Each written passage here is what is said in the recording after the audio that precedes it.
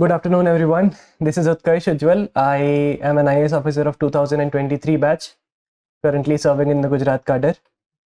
Thank you all for joining in this Sunday afternoon. I'm sure नींद आती है, सबको सोना होता है, but I'm very thankful that you guys have joined. And I assume कि आप लोग 2026 के aspirants होंगे. Today is 9th of February 2025 and roughly 15 months remain to the prelims of 2026. 2026 के प्रीलिम्स में 15 महीने हैं, वहाँ से आप 3-3.5 महीने और मान लो तो मेंस है. सो रफली 18.5 मंथ्स हैं आपके पास मेंस के लिए. और उसके बाद depending on the time that you have your interview. तो इस टाइमलाइन को ध्यान में रखते हुए I would tell you based on my own experience, these things are in the slide as well. Based on my own experience, I'll tell you कि this is the most optimum time to start preparing for the next year. अगर आप 2026 के attempt के लिए prepare करना चाह रहे हैं तो अभी फरवरी का महीना this is the most optimum time जब आप स्टार्ट कर सकते हैं. ऐसा मैं क्यों बोल रहा हूँ? Because let's say you start preparing in July, August, September of this year. उस टाइम पे you will have a shrink किया हुआ आपके पास टाइम लाइन होगा 8 महीने 10 महीने का. उसमें it is very difficult to channelize the preparation in such a manner कि आप प्रीलिम्स भी कर लो, मेंस भी कर लो और डिसेंटली प्रिपेयर्ड हो इंटरव्यू के लिए भी.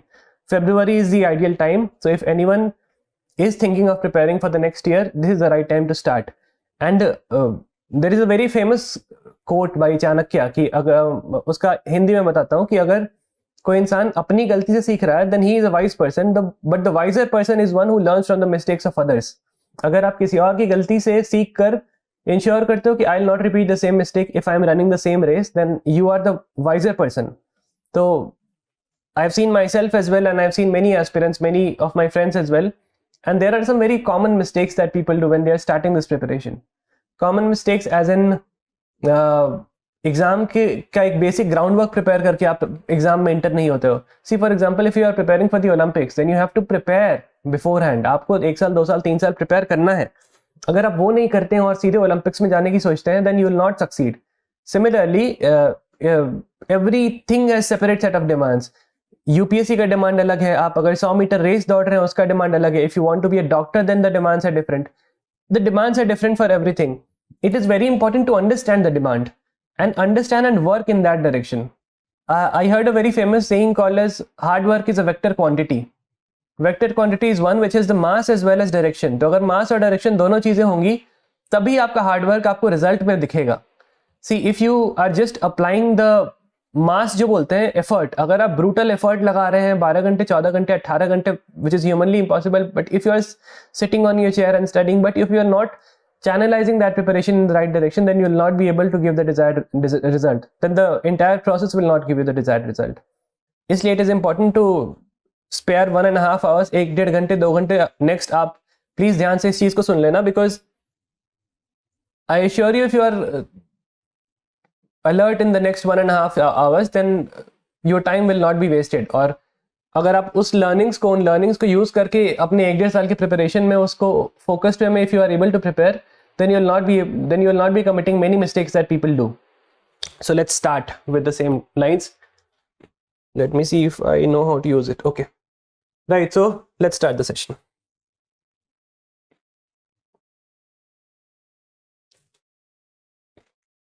Okay, yes, right, so today is 9th Feb 2025. Next year का कैलेंडर अभी आया नहीं है, बट रफली prelims would be in May of 2026. Mains would be in September or maybe in October of 26, and your interview or the personality test would be in January से Feb to March. इन 3 महीनों में कभी भी होगा 2027.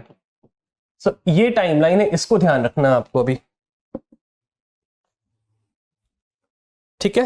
सो will briefly talk about the plan for the next 15 months that you have to follow, और उसके लिए we will start.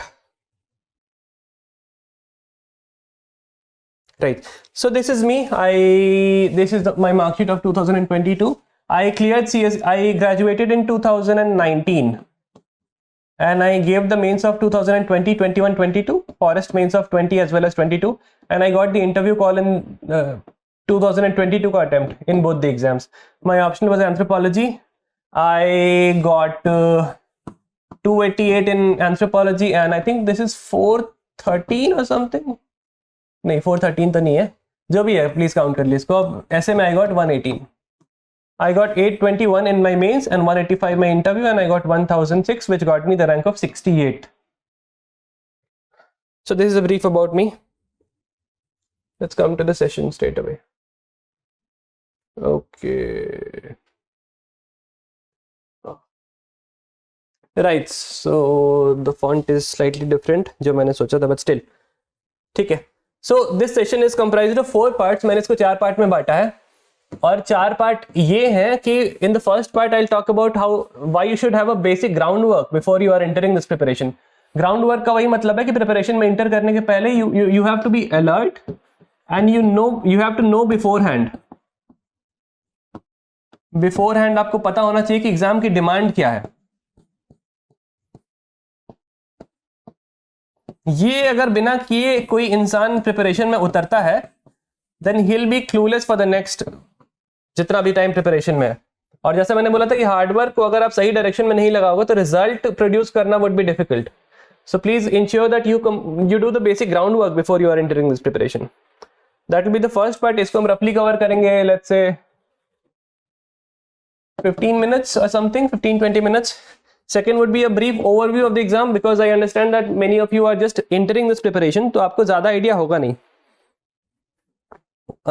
आप लोग एक बार चैट्स में आपको जो क्वेश्चंस है, जो डाउट्स हैं, आप उसको लिख लो. बट मैं दोनों काम एक साथ नहीं कर पाऊंगा. सो आई ask the team to look at the questions or I'll look at the questions after let's say half an hour और फिर एक साथ सारे देख लूंगा और end में we'll have a Q&A session. तो second part would be the overview of the exam की कौन कौन से स्टेजेस होते हैं, प्रीलिम्स, मेंस, पर्सनालिटी टेस्ट, वो उसका थोड़ा बात कर लेंगे. दैट वुड बी रफली 10 minutes or something. Third would be a blueprint for the CSE 26 exam. This is I think something which you must be excited about or you must be looking for. This will be roughly 30 to 45 minutes and I think this is one of the most underrated as well as important parts of the exam. तो ये आप अगर 2026 के aspirant हो तो आपके specific ये है. But in general if you are someone who is preparing for UPSC, I will make it tidier. If you are someone who is preparing for UPSC in general, अगर आप एस्पिरेंट हो तो this part is very important for you and this part is something that people ignore. ये academic वाला aspect नहीं है, पढ़ाई वाला एस्पेक्ट नहीं है. उसके अलावा mental health, how to be consistent, how to ensure that you peak at the right time, how to pace your preparation in the right direction, how to handle setbacks or failures as people call it. या फिर एक बार अगर आपका let's say किसी stage पे setback मिला, then how would you gear up for the next attempt if you are giving the next attempt. तो ये सारी चीजें we'll talk about in this fourth part and this will also be roughly 30 to 45 minutes. इसके साथ, इस background के साथ let's start. तो the first part is this. पहला पार्ट ये है कि आपको जो भी नया बच्चा एग्जाम में एंटर कर रहा है उसके लिए ये सारी बेसिक चीजें you have to do it yourself. UPSC की वेबसाइट पे जाओ, upsc.gov.in, उसकी वेबसाइट पे यू विल सी दिस. ये मैंने इसलिए डाला जस्ट टू टेल यू कि these things are openly accessible and you should be using all these things. Examination वाले ड्रॉप डाउन में जाओगे तो you will have the calendar, exam का calendar. Let's take the yellow one. Exam का calendar मिलेगा आपको. Active examinations में you will get the exams of 2025, not only CSE but also other exams that UPSC conducts. वो आपको मिलेगा. Fourth coming examination, जो आने वाले एग्जाम्स हैं वो दिखेंगे. PYQs are there on the website. Cut off marks हैं prelims as well as mains के. Answer keys available. This is very important if you are talking about prelims. Prelims के ही आंसर कीज होते हैं, mains के तो नहीं होते. मार्क्स मिल जाएंगे आपको, रिजर्व लिस्ट के मार्क्स मिल जाएंगे. दिस इज ऑल्सो दैट लोग 1 साल 2 साल प्रिपेयर करते हैं but they do not even know कि ये उसकी वेबसाइट पे, यूपीएससी की वेबसाइट पे एक चीज दी हुई है, specimen copy, specimen Q CAB. This you have to take a look at if you are someone who is serious for the exam. Mains में जाने के पहले आपको ये आइडिया होना चाहिए कि यूपीएससी की बुकलेट मेंस वाली दिखती कैसे है. तो दिस इज इंपॉर्टेंट. सो ये चीजें आप करोगे. अब इस पे let's say you go to the active examination and you select CSE prelims 25 because 26 का प्रीलिम्स का तो अभी आया नहीं होगा. Then what will happen? ठीक है, अगर आप ये करते हो वहां पे ये मेन्यू खुलेगा, उसमें आपको दिखेगा कि एग्जाम के बारे में चीजें हैं, नोटिफिकेशन आपको मिलेगा, नोटिफिकेशन में you'll see notice, you'll see instructions, ये दो पीडीएफ्स आपको मिलेंगी। थोड़ा आप और इन दोनों पीडीएफ्स में अंदर घुसोगे, नोटिफिकेशन में you'll get the structure of this exam. Structure एक बार ऊपर से आपको अगर मैं बताऊं, you have the preliminary examination, इस तरफ से if I do then, ठीक है, you have the preliminary examination, I think this is okay, नहीं, this is okay। prelims में you have two papers, both the questions paper objective होता है, पहली चीज होती है, दो कंपल्सरी पेपर होता है, 200 मार्क्स के होते हैं, GS as well as CSAT।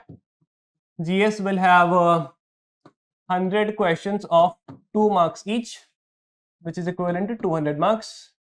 CSAT is 80 questions of 2.5 marks each, which is also equal to 200 marks. GS वाला paper is important for clearing the cutoff. CSAT paper is qualifying.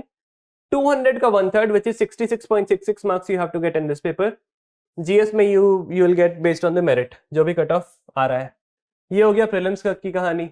Mains में will have multiple papers. Qualifying paper होता है एक, कोई भी आपको Indian language का paper choose करना है, majority people choose Hindi, but कोई भी आपको इंडियन लैंग्वेज का पेपर चूज करना है। Second is English. ये दो पेपर होते हैं क्वालिफाइंग, 300 मार्क्स के होते हैं। इसमें आपको 1/4 विच इज 75 मार्क्स लाने होते हैं just to qualify, but these are easy papers और इसमें 75 आ जाते हैं। इसमें ऐसे लिखना, आपको लेटर राइटिंग करनी है, ये सारे ये क्वालिफाइंग पेपर्स हैं। इसकी ज्यादा चिंता नहीं करनी है, चिंता करनी है यहां से। पेपर 1 is your essay का paper 250, I think this is visible right? Paper 2 is GS1 250 marks, paper 3 is GS2 250 marks, paper 4 is GS3 250 marks, paper 5 is ethics 250 marks। Lastly यहाँ पे आपको ऑप्शनल का पेपर 1 ऑप्शनल का paper 1 है यहाँ पे, this is also 250 marks, optional paper 2 is also 250, personality test is 275। सो ऐसे के होगा 250 नंबर, जीएस के 250 जैसे ही नहीं दिख रहा, ऐसे के हो गए 250 नंबर। जीएस के 4 papers 250 into 4 is 1000 marks, optional is 250 into 2 is 500 marks, this all account for 1750 marks, and interview के 275 marks in this, you will gate 2025। इसकी बनती है मेरिट लिस्ट। जो मैंने आपको मार्कशीट पुराना दिखाया था उसमें आई गॉट 1006 इन दिस, इसमें मुझे आए थे 821, इसमें मुझे आया था 185, so I got this. So basic rough idea, this is the rough idea of the entire examination. This I am only telling because I assume कि आप लोग बिल्कुल ही नए हो प्रिपरेशन में, right? So let's start with the first part. This is Usain Bolt preparing for one of his races. So आपको पता है कि Bolt has won gold in 3 consecutive Olympics. So this is just to show you that basic groundwork has to be prepared. सभी को prepare करना होता है। आप एग्जामिनेशन में एंटर कर रहे हो उसके पहले क्या क्या बेसिक चीजें मेरे दिमाग में आई थी जब मैंने सोचा था कि एक ग्राउंडवर्क प्रिपेयर करने का मतलब क्या है। First, throughout your preparation you have to adhere to 3 things: dream big, work hard and stay humble. Even if you follow 2 out of these 3 things, तो फिर वो बैलेंस नहीं बना रहेगा। You have to always have positive affirmations. आपको believe करना है कि I'll be able to clear the exam. That's one point. Second is work hard in the correct direction, जो मैंने हार्ड वर्क वाली बात बोली थी, vector quantity. Third is to stay humble. Even if you are getting, let's say, बहुत ज्यादा marks आपके prelims में 150 मार्क्स मॉक टेस्ट में आ रहा है, but you still have to stay humble because असली एग्जाम में आपको परफॉर्म करना है। ये थ्रू आउट द प्रिपरेशन ध्यान रखो इस चीज को कि stay humble throughout the preparation. एक बेसिक फाउंडेशन होनी चाहिए आपकी प्रिपरेशन की। Standard books, current affairs, answer writing, mock test, 4 pillars मान लो अपने प्रिपरेशन के। स्टैंडर्ड बुक्स नहीं पढ़ के आप रैंडम किताबें पढ़ रहे हो तो आप अपना बस सक्सेस को डिले कर रहे हो, डायलेट कर रहे हो। Current affairs is very important both for prelims as well as mains, तो इसका भी ध्यान रखना है। Answer writing is the most important part of mains. अगर आप आंसर राइटिंग्स नहीं लिखोगे, आंसर राइटिंग नहीं कर रहे हो, then you are just preparing for a battle जिसका आपको कुछ पता ही नहीं है उसमें क्या होगा। Mock test are something which are important just to gauge your performance. उसको as such कोई पैरामीटर नहीं बनाना, but just to gauge your performance, mock tests are important. Next is time management. You have limited time to prepare for the exam. These points will be repeated later on in the session as well. वहाँ पे मैं ज़्यादा time नहीं दूंगा, but अभी के हिसाब से time management is very important. GS papers जो मैंने बोला, You have core subjects in GS also. I'll tell you later. History है, economy है, polity है, geography. These are the core papers of GS. इसको master करना is very important. Current affairs जो यहाँ ये था, art of answer writing, यहाँ से फिर वो part start हो गया, the non-academic aspect of the examination, mental health. You have to balance everything. You cannot take failure as a stumbling block in this preparation. Mark my word, I failed mains in 2020 and 2021. Both the times इस बार second वाले time पे मुझे mains में marks थे I think 710 के करीब marks थे, 710 708 ऐसा कुछ था, and the cut off is around 750. IAS के लिए मुझे चाहिए था मोर देन 800 तो चाहिए था. अब सोचो कि अगर मैं बिलीव नहीं करता कि मैं 710 से 800 पे पहुंच सकता हूं इन लेट्स से जितना भी 3-4 महीने का एक्स्ट्रा टाइम मिला था उसमें, अगर मुझ में ये बिलीव नहीं होगा, then it is impossible to prepare, then it is impossible to succeed. So please believe that everything is possible in the preparation if you are willing to put in the effort. आज के time पे this point becomes very important because we live in the times of AI. आपके पास ChatGPT है, Bard है, Gemini है, DeepSeek है. इनको use करो यार अच्छे से. इनको यूज करोगे तो आपकी प्रिपरेशन आसान होगी. बिकॉज चलो ये बाद में बताऊंगा. हाँ, यही choose your resources wisely. There is a lot of quantity. इतना बोगस क्वांटिटी का मटेरियल इंटरनेट पे आज के टाइम पे अवेलेबल है, राइट. सो ये इसलिए मैं बोल रहा हूँ बिकॉज हर टॉपिक पे you will have thousands of mentors at the moment. आपको इंटरनेट पे इतना सब पार क्वालिटी की चीजें मिलेंगी. You will have to be your most eligible जज कि मैं क्या कंटेंट चूज कर रहा हूँ, किस क्वांटिटी का कंटेंट चूज कर रहा हूँ. This is important. Last is the mental preparation of the examination. There will be chaos. You will have to normalize the chaos. You will have to work amidst the chaos. So this is important. Right. So let's start with the nitty-gritties of the groundwork that we have to do. Examination को आप ऐसा मान लो कि there is a balance. ये ऐसा तो बनाना नहीं था. ठीक है, एक तराजू मान लो, इस पे एक साइड PYQs, एक साइड सिलेबस. कुछ भी आप पढ़ रहे हो एग्जाम से रिलेटेड, आप GS पढ़ रहे हो, ऑप्शनल पढ़ रहे हो, ऐसे पढ़ रहे हो, एथिक्स पढ़ रहे हो, anything that you are studying, you have to weigh both of them on these parameters. PYQs के हिसाब से वो रेलेवेंट है या नहीं है, सिलेबस के हिसाब से वो रेलेवेंट है या नहीं है. इन दो चीजों को अगर आप वे करके नहीं पढ़ोगे देन आपका प्रिपरेशन बहुत डिफ्यूज रहेगा. PYQs को कैसे यूज करना है, ये सारी चीजें यूपीएससी की वेबसाइट पे अवेलेबल है, जो मैंने पहली स्लाइड में दिखाई थी.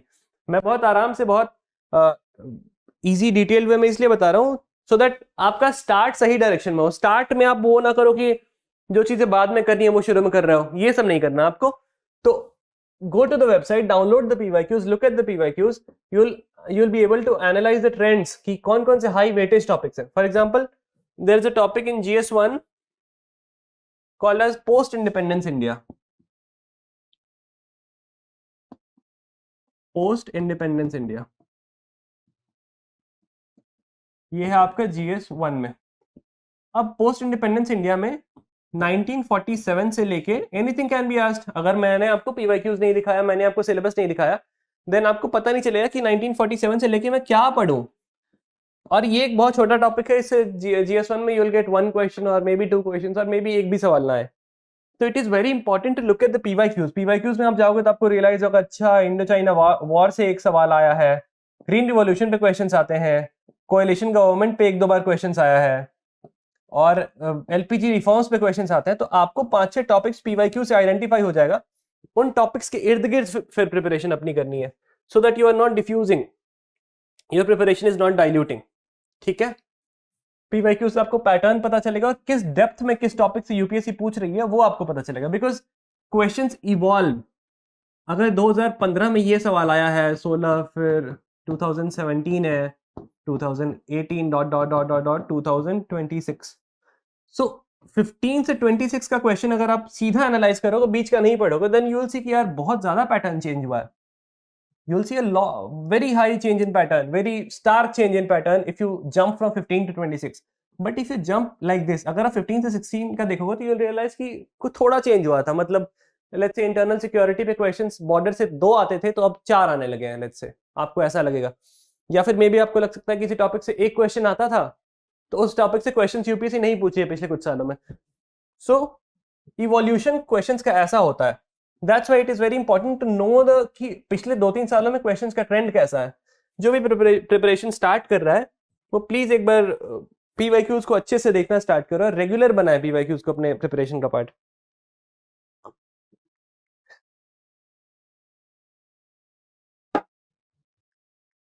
Next is the syllabus.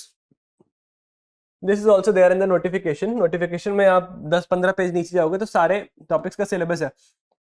Syllabus में आपको पता चलेगा कि GS1 के अंदर क्या आता है, ऑप्शनल के अंदर क्या आता है, आपका ऑप्शनल के अंदर क्या आता है, उसके हिसाब से आप इरेलेवेंट टॉपिक्स जो मैंने वहां बोला था that you will be able to avoid, और रेगुलरली आप सिलेबस को रिविजिट करते रहोगे तो आपकी प्रिपरेशन अलाइंड रहेगी to the demand of the exam. अगर आपने 4 महीने सिलेबस पढ़ा ही नहीं, सिलेबस देखा ही नहीं प्रिपरेशन में, तो फिर आप 4 महीने में I am sure you will be reading something which is not relevant to the exam as such.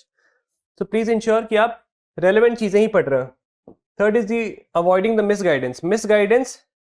Guidance के शक्ल में आपको दिखेगा कि someone is very capable, very willing to guide you, but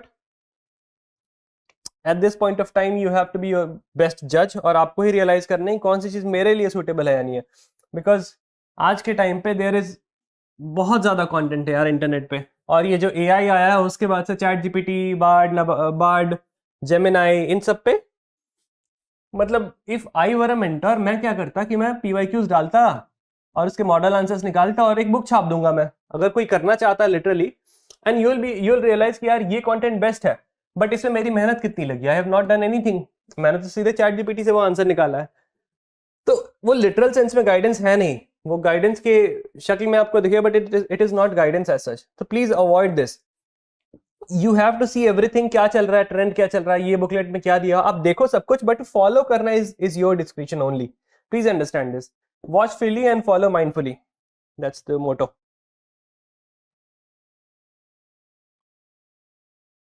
okay, so now let's move to the second part. Exam का overview क्या है, एक बार मैंने आपको ऊपर ऊपर से बता दिया है। प्रीलिम्स है, prelims is like a T20 match, बहुत फास्ट पेस्ड है, आपको 2-2 घंटे के 2 पेपर्स है, हाई रिस्क है, क्विक डिसीजन मेकिंग चाहिए, एक्यूरेसी आपकी ज्यादा हाई होनी चाहिए बिकॉज नेगेटिव मार्किंग होती है। नेक्स्ट इज मेंस आप ऐसा सोच लो कि एक टेस्ट मैच का लास्ट डे छोड़ के बाकी के 4 दिन आपके मेंस के पेपर्स होते हैं।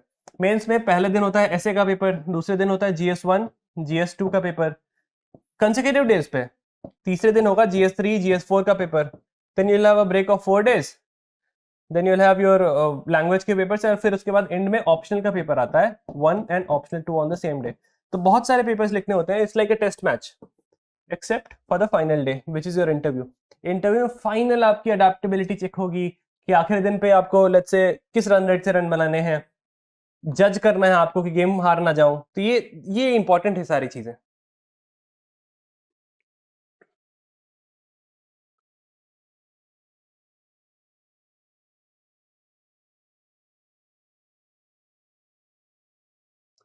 प्रीलिम्स पे आने के पहले एक बार चैट देख लेते हैं।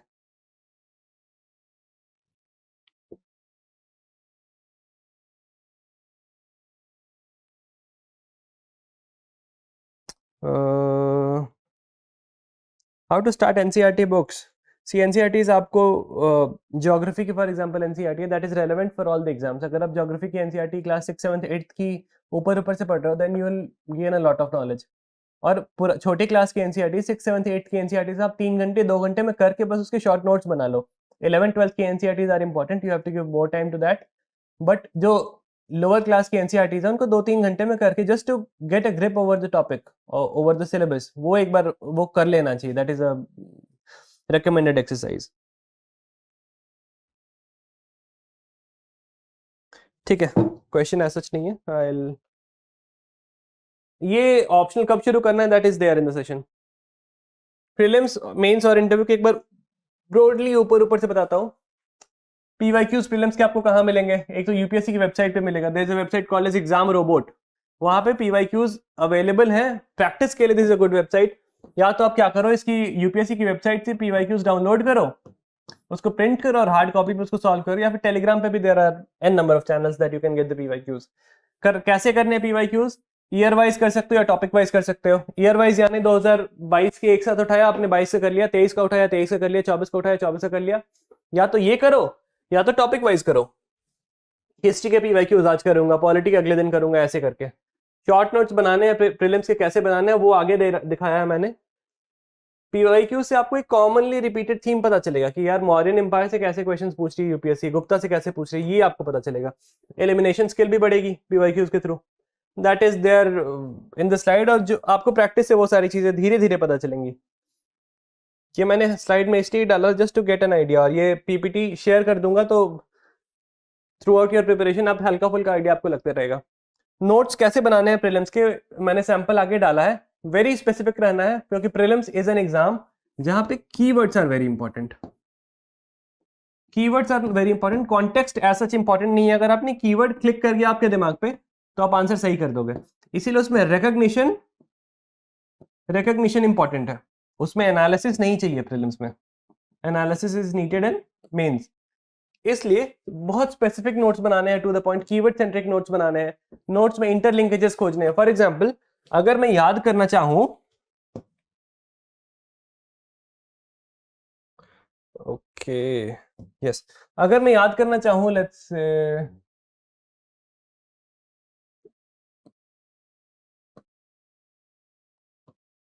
अगर मैं याद करना चाहूं ईस्टर्न घाट्स के हिल्स के नाम,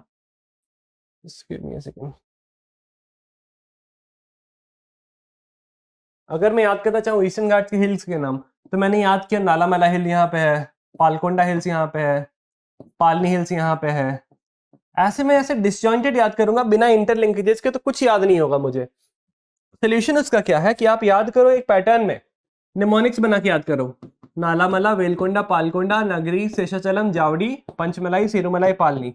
अब मैंने इसको ऐसे याद किया था, सिंपल इसको एक निमोनिक बना के याद किया था कि नॉर्थ से साउथ नालामला, वेलकोंडा, पालकोंडा, नगरी, शेषाचलम, जावड़ी, पंचमलाई, सिरुमलाई, पालनी, ये सारे हिल्स हैं on the eastern Ghats.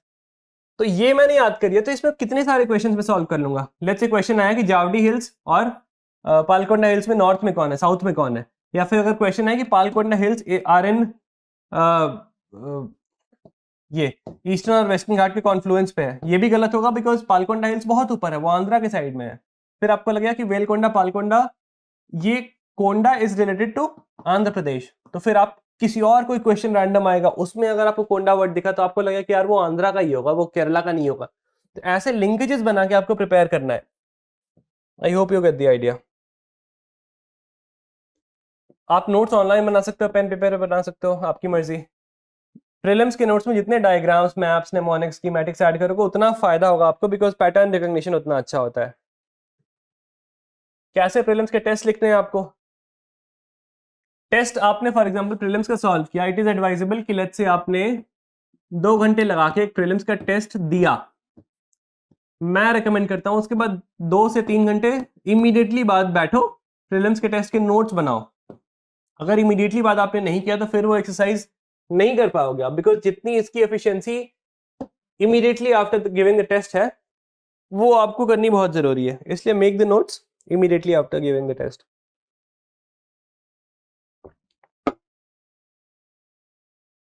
There is something called as state dependent memory. It's a psychological concept. State dependent memory का ये मतलब होता है कि अगर आप अपने दिमाग को एग्जाम लाइक कंडीशन में ही ट्रेन कर रहे हो प्रैक्टिस में, then your brain will be able to better perform on the final day. मतलब अगर मुझे प्रैक्टिस मैच खेलना है, अगर मुझे खेलना है let's say Indian cricket team में, तो मैं जो उसके लिए प्रैक्टिस करने जाऊंगा अगर मैं, तो प्रॉपर मैदान में जाऊंगा, प्रॉपर पैड्स लगा के बैटिंग करूंगा, and I try to ensure कि मैं जितना एक्चुअल कंडीशन को सिमुलेट कर पाऊंगा उतना करूंगा। तो it is something called state dependent memory.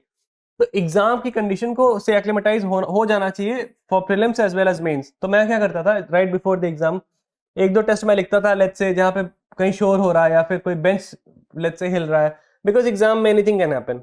This is something जो आप प्रिपरेशन स्टार्ट कर रहे हो तो आपको ज्यादा रेलेवेंट समझ नहीं आएगी, but just remember this term state dependent memory. Your memory is dependent on the state and the way you will be able to perform is also dependent on the state जिसमें आपने brain को अपने train किया है। I hope you get the idea. Prelims का revision कैसे करना है? Space revision is also scientific term that you should google. कि मान लो मैंने नोट्स बनाए हैं, अगला first revision would be 1 day after, second revision would be let's say 3 days after, third हो जाएगा 7 दिन बाद, दूसरा ये हो जाएगा 20 दिन बाद, अगला हो जाएगा 50 दिन बाद। तो after a while you can start increasing the gap, but initial days में you will have to revise quickly for your brain to retain. Active recall क्या होता है भाई? एक्टिव रिकॉल होता है, लेट्स से मैंने आज पढ़ा है कि एक्टिव रिकॉल होता है कि लेट्स से मैंने आज पढ़ा है कि गिव मी अ सेकंड, मैंने आज सारे हिल्स के नाम याद किए हैं let's say north to south. अब मुझे रिकॉल करना है तो मैं वापस अपने नोट्स को देख के याद नहीं करूंगा, अच्छा नालामला वेलकोंडा पालकोंडा, ऐसे नहीं करूंगा। I will close my notes, I will close my eyes and then I try to remember कि क्या था उसमें। जितना एक्टिवली आप अपने दिमाग को परेशान करोगे उतना बढ़िया है, उतना ज्यादा you will be able to recall actively. So it is very important to do active recall. Basics पे ज्यादा रिलाई करना है, this is relevant throughout your preparation.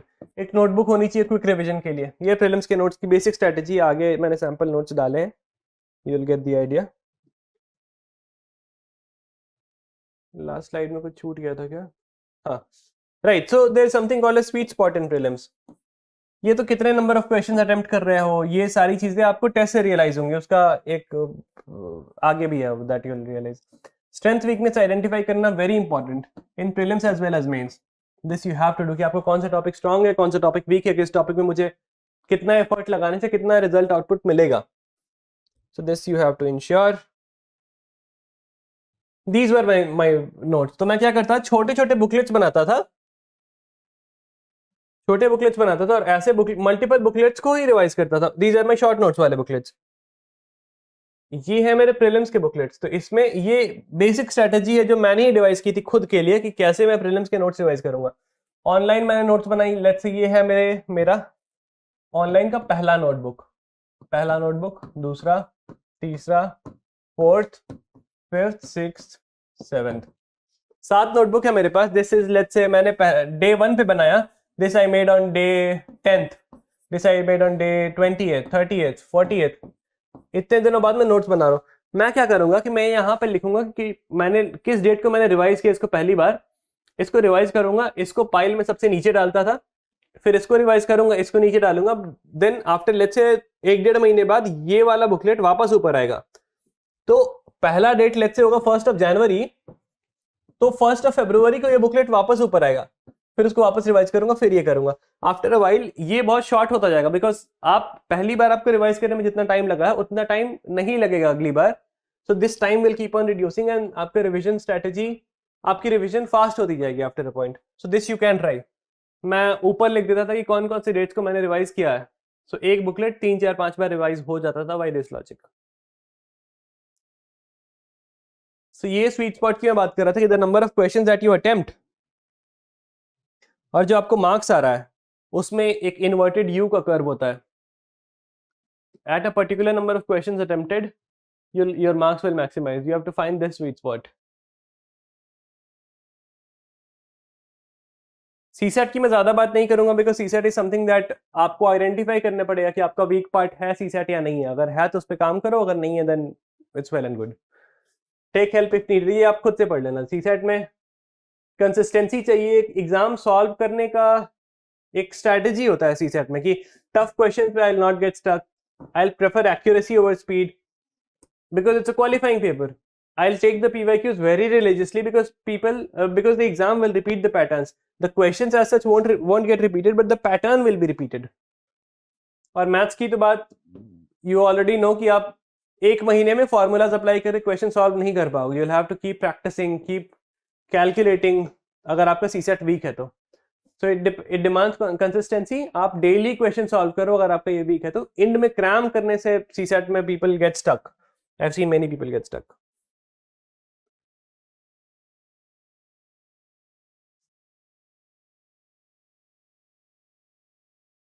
Mains की अगर बात करें, ये मैंने बताया था कि सॉरी मेंस में there are 5 papers. This is on day 1, day 2, day 3. Then you'll have a gap of 4 days. Then you'll have language के papers and then optional के 1-2 papers.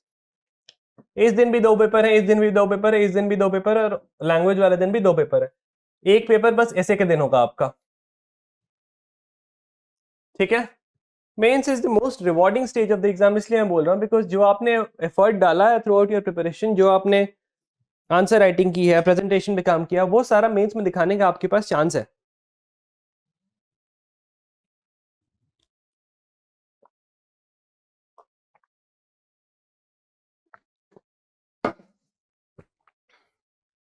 So mains is a very rewarding stage of the exam.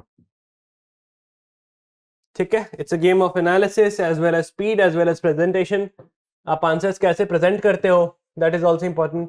Content क्या है आपका, that is also important, as well as speed कितनी है आपकी, because you will have to write a lot in the 3 hours that you get. So mains में 10 markers के लिए 2 page मिलते हैं, 15 मार्कर्स के लिए आपके पास 3 पेज होते हैं। ये आपको स्पेसिमेन कॉपी से पता चल जाएगा। मेंस का बेसिक फंडा यही है कि there will be lot of materials, but you have to stick to the basic materials. Basic material पे स्टिक करो, फोमो नहीं रखो, स्टैंडर्ड बुक्स को पढ़ो। एक बेसिक स्ट्रॉन्ग फाउंडेशन बनाना जरूरी है बिफोर आप नई कोई किताब पढ़ रहे हो, कोई नया मटेरियल पढ़ रहे हो, उसके पहले बेसिक जो लक्ष्मीकांत है, स्पेक्ट्रम है, वो सब आपको पढ़ना जरूरी है।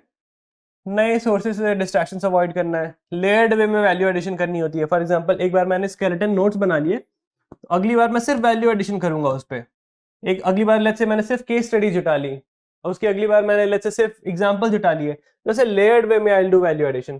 पेपर स्पेसिफिक कीवर्ड्स, इसका एग्जांपल आगे मिलेगा आपको। प्रिपेयर ऑल टॉपिक्स, मेंस में कोई टॉपिक छोड़ना नहीं चाहिए। सिलेबस देखो and prepare all the topics, this you have to ensure. There are multiple institutes जहां से आपको अगर कोई टॉपिक बहुत छोटा फ्रेंच टॉपिक है, for example post independence India is a fringe topic, for example governance में एसएचजी आपका एक फ्रेंच टॉपिक है, ये सारे छोटे टॉपिक्स हैं। इनकी अगर आपके पास नोट्स नहीं है, तो कोई भी रैंडम इंस्टीट्यूट के नोट्स उठा के एक बेसिक अपना 1-2 पेज के नोट्स प्रिपेयर कर लो। प्रिपरेशन इज ऑलवेज बेटर, ठीक है। एथिक्स और ऐसे की बात मैं ज्यादा नहीं करूंगा, बिकॉज एथिक्स एंड ऐसे is something that you learn later on. But दिक्कत ये होती है कि एथिक्स में मैंने बहुत सारे दोस्तों को देखा है कि they keep on postponing, ethics की प्रिपरेशन पोस्टपोन करते रहते हैं, और फिर प्रीलिम्स खत्म हो जाता है, मेंस आ जाता है, and then still they do not have the notes of ethics. Same goes for essay as well. तो एथिक्स और ऐसे को आपको इग्नोर नहीं करना है। Please remember this is mistake number 1 that people will commit. पहला मिस्टेक क्या करेंगे वो लोग, जीएस करते रह जाएंगे और ऐसे और एथिक्स को इग्नोर करते चलेंगे कि यार ऐसे तो लिख ही दूंगा और एथिक्स में नोट थोड़ी बनाने की जरूरत है। This is the first misconception that people have about these 2 papers. Ethics को आप 3 से 4 वीक में खत्म कर सकते हो, ऐसे को आप 2 से 3 वीक में खत्म कर सकते हो। तो 1.5 महीने में इफेक्टिवली 1.5 months में you will be able to prepare both ethics as well as essay के नोट्स। और एक बार आपने प्रिपेयर कर लिया तो आप इंश्योर कर रहे हो ये 500 मार्क्स है दोस्त, 250 ये 500 नंबर है ऐसे और एथिक्स। तो 500 नंबर 1.5 महीने में आप इंश्योर कर सकते हो। और जीएस में आप साल भर प्रिपेयर करोगे तो भी इतना रिवॉर्डिंग नहीं होता इन दोनों पेपर्स के मुकाबले। So please do not ignore these 2 papers.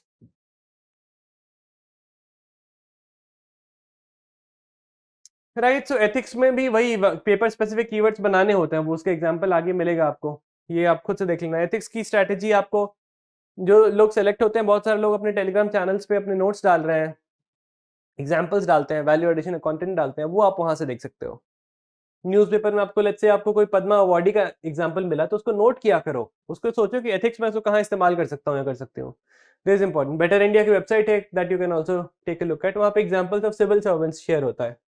अच्छा एग्जांपल, ये एथिक्स का लेट्स से मेरा कीवर्ड्स वाला नोट्स है, इसमें मैंने सिर्फ एथिक्स के कीवर्ड्स लिखे हैं just to revise in the last minute. तो ऐसे ऐसे नोट्स, पेपर स्पेसिफिक नोट्स आपको भी बनाने तो हैं। ऑप्शनल की बात करें, सी ऑप्शनल में every one is a different optional. थोड़ा इसको डिटेल में करते हैं।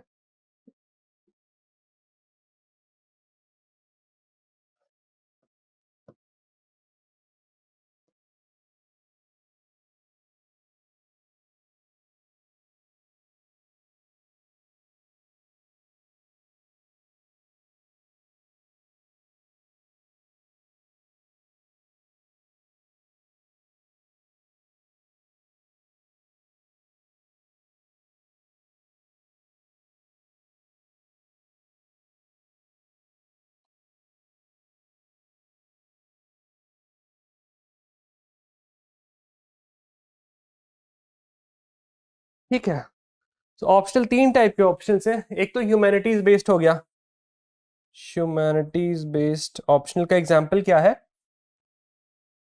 ह्यूमैनिटीज बेस्ड ऑप्शनल का एग्जांपल है कौन सा colour this, anthropology which was my optional, sociology, ये सारे एग्जांपल्स हो गए ह्यूमैनिटीज बेस्ड। इंजीनियरिंग सब्जेक्ट में हो गया मैथ्स, फिजिक्स, केमिकल, केमिकल नहीं है, मैकेनिकल, सिविल, इलेक्ट्रिकल, ये सारे हो गए। ग्रेजुएशन सब्जेक्ट लेट्स से आपका कोई है, then it is easier for you to prepare because आपने 4 साल पढ़ा है। तो आप ऑप्शनल कौन सा सेलेक्ट करो, दैट इज वेरी इंपॉर्टेंट। आप ऑप्शनल पे आई वुड एडवाइस कि आप टाइम स्पेंड करो, 2 दिन 4 दिन लगाओ, बट डिसाइड योर ऑप्शनल बहुत अच्छे से एनालाइज करने के बाद कि कौन सा ऑप्शनल सूटेड है मेरे लिए। सो it is worth spending the time because your optional will effectively determine your rank, will effectively determine your service, what service you are getting. I got close to 200 marks in my first mains in my anthro paper, close to 243 in my second mains, 288 in my third mains. तो देख रहे हो marks 40 marks दोनों तीनों mains में मेरे बढ़े हैं, और जहां पे ये मार्क्स आया then only I was able to get in the service. तो प्लीज इंश्योर कि आप ऑप्शनल को अच्छे से प्रिपेयर कर रहे हो। ऑप्शनल में स्ट्रैटेजी वही होती है कि होलिस्टिक वे में प्रिपेयर करना है, सारे बेसिक बुक्स कवर करने हैं, सारे टॉपिक्स प्रिपेयर करने हैं, कोई टॉपिक छोड़ना नहीं है। एक बार स्केलेटन नोट्स बना लिया, उसके बाद लेयर्ड वे में वैल्यू एडिशन करूंगा। PYQs are very important. Anthropology अगर किसी का ऑप्शन है तो यू विल रियलाइज कि questions also get repeated also, so PYQs are very important. Trends identify करो, फोकस एरियाज आइडेंटिफाई करो और फिर काम करो। See these are examples of active studying. Passive way में स्टडी करना क्या हुआ कि पीवाईक्यूज देख रहा हूं बट मैं अपना एनालिसिस पे नहीं लगा रहा हूं कि अच्छा पीवाईक्यूज में ये पूछ रही है यूपीएससी, तो अगले साल क्या पॉसिबल क्वेश्चन है जो पूछ सकती है, right? So this is very important to do active studying. Keywords जितने भी मैं बोल रहा हूं उसको प्लीज कहीं नोट कर लेना आप लोग। पैसिव स्टडी का क्या मतलब हुआ? जो बुक सामने दिख रही है उसको पढ़ ले रहा हूँ। मुझे लेट्स से वर्ल्ड हिस्ट्री पढ़ना है तो world history random YouTube videos देखने लगा मैं, या फिर पॉडकास्ट देखने लगा, रेडिट पे मैं वर्ल्ड हिस्ट्री का सब रेडिट फॉलो करने लगा, कुछ रैंडम चीजें कर रहे हो। This is not active studying, this is passive studying. Active study में आप क्या करोगे? एक्टिव स्टडी में आप पीवाईक्यूज देखोगे, सिलेबस देखोगे, उसके हिसाब से आप लास्ट 3-4 साल क्वेश्चंस को एनालाइज करोगे and then you will try to predict कि कौन कौन से टॉपिक से क्वेश्चंस आ सकते हैं इस साल, या फिर कौन कौन से प्रायोरिटी ऑर्डर में ये 5 टॉपिक्स प्रायोरिटी हैं, उसके बाद के टॉपिक से की प्रायोरिटी कम है। That is active studying. Please do active studying. Standard books पढ़ना है बट अपने नोट्स होने ही होने चाहिए। You should make your own notes for every topic of your optional, GS, essay everything. Because end में इतना बल्कि मटेरियल आप नहीं पढ़ पाओगे, that will be pain. Revision has to be strategic. Revision strategic होने का क्या मतलब है? देखो ये आइडियल वे में क्या ऑप्शनल को प्रिपेयर कैसे करते हैं। नोट्स बना लिया आपने नवंबर 2025 तक, नोट्स बन गए आपके। दिसंबर 2025 में आपने थोड़े टेस्ट लिख दिए और थोड़ा उसका एनालिसिस देख लिया। फिर जैन में 2026 में, this is for 2026 aspirants you guys, Jain 2026 में एक छोटा रिवीजन कर लेंगे। दिस इज 1 बिफोर प्रीलिम्स वाला रिवीजन। फिर फेब से तो प्रीलिम्स का पढ़ने लगोगे। प्रीलिम्स खत्म हुआ लेट्स से जून में, इमीडिएटली आफ्टर प्रीलिम्स 3-4-5 दिनों में एक रिवीजन करूंगा मैं ऑप्शनल का। फिर थोड़ा वैल्यू एडिशन करूंगा 1-1.5 महीने 2 महीने, और मेंस के महीने भर पहले I start revising my optional again, और 1, 2, 3 जितने रिवीजन हो पाए उतने करूंगा। So this is the ideal way to prepare for mains. Mains का रिवीजन ऐसे करना है। मेंस में फॉर एग्जांपल एंथ्रो वाले बच्चों को पता होगा कि एक होता है स्टैटिक कंटेंट, एक होता है dynamic content. Dynamic content is linked with current affairs. So you have to ensure कि आप सिलेबस को देख के करंट अफेयर्स को ही मैप कर रहे हो और आइडेंटिफाई कर रहे हो कैसे कैसे टॉपिक्स पूछे जा सकते हैं और कैसा कैसा वैल्यू एडिशन पॉसिबल है। पर्सनैलिटी टेस्ट को ज्यादा इस पॉइंट पे डील करने का पॉइंट है नहीं, because it is an entirely different ball game. You will have a detailed application form DAF that people are filling. अभी तो प्रीलिम्स फॉर्म भरने भी आपने भरा होगा ये, अच्छा आप नहीं दे रहे हो, नेक्स्ट ईयर। हाँ, तो इस साल से you have to fill your DAF before filling the prelims form is only. DAF होता है, करंट अफेयर्स में न्यूज़पेपर्स फॉलो करने हैं आपको, अपना मेंस का पोर्शन भी रिवाइज करना होता है, बिकॉज आपके मेंस में बहुत कुछ आपने पढ़ा होता है. If you are revising that for interview as well, तो आपको फायदा ही है उसका.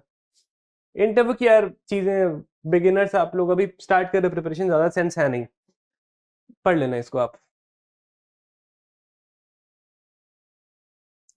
Okay, so let's move on to the third part, which is the blueprint of 2026 attempt. Right, so एक बार चैट देख लेता हूँ.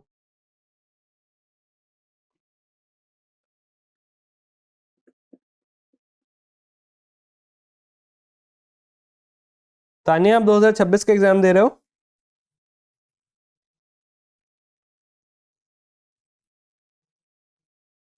यार एंथ्रो स्पेसिफिक बात नहीं कर सकता मैं, बिकॉज सबका ऑप्शन एंथ्रोपोलॉजी नहीं है. तो I will give you a general idea only. See 2026 के एग्जाम के लिए क्या करना है, आइडियल वे में कैसे प्रिपेयर करना है. 15 महीने आपके पास प्रीलिम्स 2026 के लिए, सिर्फ ब्रूटल मैथ्स अगर चले तो पीछे से प्लान करना है. 4 महीने प्रीलिम्स को छोड़ देने हैं आपको, मतलब मई के एंड में होगा आपका प्रीलिम्स. 4 महीने छोड़ के फेब फर्स्ट से आपको प्रीलिम्स की पढ़ाई करनी ही करनी है. रिजर्व कर दो प्रीलिम्स के लिए, उसमें आपको मेंस नहीं पढ़ना है. तो फरवरी 2026 onwards you will have to prepare for prelims. उसके पहले मेंस को समेटना है आपको. तो देख लो जनवरी 31 2000, इस स्लाइड को आप सेव करके रख लेना और अपनी प्रिपरेशन को देखना कि अलाइंड है या नहीं है. Prerequisites to complete before January 31st 2026. Notes of, just give me a second, 1 second please.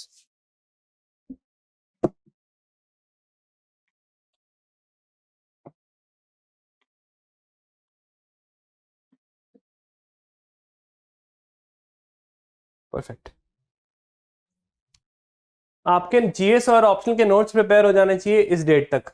सारे सिलेबस टॉपिक से कंप्लीट होने चाहिए. कॉन्साइज वे में प्रिपेयर करना है, रिवीजन फ्रेंडली वे में प्रिपेयर करना है. मतलब skeleton plus layered value addition, skeleton notes plus layered value addition, ये आपको करके रखना है. रिवीजन फ्रेंडली वे में नोट्स कैसे बनाना है यार, उसका थोड़ा प्रिपेयर कर सोच लेना क्या करना है. मैं कैसे नोट्स बनाता था अपने मेंस के नोट्स कैसे बनाता था. Let's say I am reading a topic called as blue नहीं, let's say I am reading a topic called as inclusive growth. This is a part of GS3.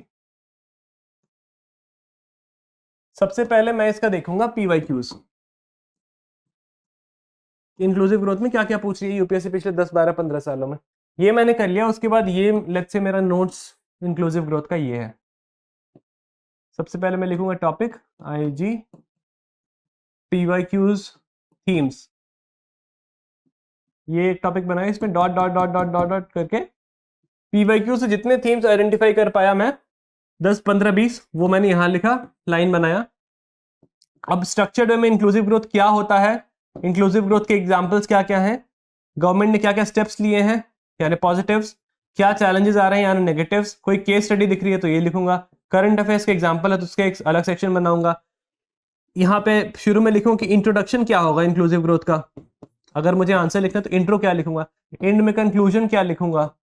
मेरे नोट्स में सारे सबसेक्शंस होंगे. अगर किसी सबसेक्शन पे आई डोंट हैव पॉइंट तो उसको मैं छोड़ दूंगा अभी खाली space, but I make that subsection. ये करने के बाद I come back to the PYQs and फिर मैं देखूंगा कि हाँ पहला वाला थीम तो मेरे नोट से हो जाएगा, दूसरा हो जाएगा, तीसरा हो जाएगा. 7वां थीम नहीं हो पाएगा मेरे नोट से, बिकॉज मेरे नोट्स में चीजें कंप्लीट नहीं है. 7वें थीम के लिए I do some research, google करूंगा या फिर कोई बुकलेट पढ़ूंगा, वहां से कंटेंट वापस डालूंगा अपने नोट्स में. At the end of inclusive growth का नोट्स मेरे पास उतना कंटेंट हो जाएगा कि मैं सारे PYQs के थीम्स को एड्रेस कर पाऊंगा. अगर जब ये आपके नोट्स ये कंप्लीट हो गए तो आपकी कहानी खत्म हो गई इंक्लूसिव ग्रोथ की. फिर उसको वहीं छोड़ दो, नया टॉपिक का नोट्स बनाओ. वेरी इंपॉर्टेंट एक्सरसाइज, ये आप जितनी बार करोगे उतना फायदा आपको, बिकॉज इससे आप पढ़ाई से डिरेल नहीं हो रहा. आप PYQs को हमेशा एक टेदर बना के आप बैठे हो. सिलेबस भी देख रहे, सिलेबस यहाँ रहेगा भाई, ठीक है. सिलेबस और PYQs के बाद आपने अपनी पढ़ाई स्टार्ट की और बाद आपने नोट्स बनाना स्टार्ट किया. This is extremely important, right. So हाँ, जो मैंने बोला था कि दिसंबर के महीने में एक decent level of answer writing भी करके रखनी है आपको। हाँ, दिसंबर के महीने में एक decent level of answer writing भी करके रखनी है आपको। पीवाईक्यूज और सिलेबस सारे टॉपिक्स के देख लिए होने चाहिए आप। That is also important. Newspaper reading से एक consistent ideal way to prepare है ये, जो कि करना चाहिए आपको। न्यूज़पेपर से you should be consistent with reading that. Focus on issue based understanding rather than just headlines. आपको इश्यूज के बस सिर्फ हेडलाइंस नहीं पता है, आपको पता है कि उस इशू में क्या हुआ था, पॉजिटिव्स क्या है, नेगेटिव्स क्या है, गवर्नमेंट ने क्या किया, ये सारे आपको अलग अलग सब सेक्शंस की अंडरस्टैंडिंग है। That is important. सिर्फ हेडलाइन नहीं आपको समझ रटना है, तो थोड़ा एक लेयर्ड वे में। और इसके लिए पीवाईक्यूज देखो ना कि पीवाईक्यूज में सवाल कैसे पूछ रही है यूपीएससी इस टॉपिक से। Today is 9th of Feb। अभी क्या करो यार, जो भी प्रिपेयर करना शुरू कर रहा है, अगर ऑप्शनल डिसाइड नहीं किया आपने तो please decide your optional paper ASAP. Second is foundation classes करनी है या नहीं करनी है।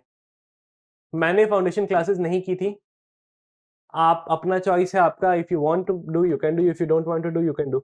पॉजिटिव्स नेगेटिव्स में आपको बता सकता हूँ फाउंडेशन क्लासेस की क्या है, नहीं किया ऑल्दो मैंने। तुम एक मेजर इशू जो मुझे लगता है, जो कि बहुत सारे कोचिंग्स एड्रेस नहीं करते हैं, जो मैंने बहुत सारे बच्चों से बात की है तो भी मुझे रियलाइज हुआ है कि एट अ पॉइंट आपकी 3 4 5 क्लासेस चल रही होती हैं। आपको GS1 में ज्योग्राफी भी पढ़ा रहे होते हैं, आपको GS2 में सोशल इश्यूज भी पढ़ा रहे होते हैं, आपको GS3 में इकोनॉमी भी चल रही होती है, GS4 की भी क्लासेस स्टार्ट हो जाती हैं। फिर रैंडम कभी इकोनॉमी की क्लासेस बंद हो गई और GS2 की चलने लगी।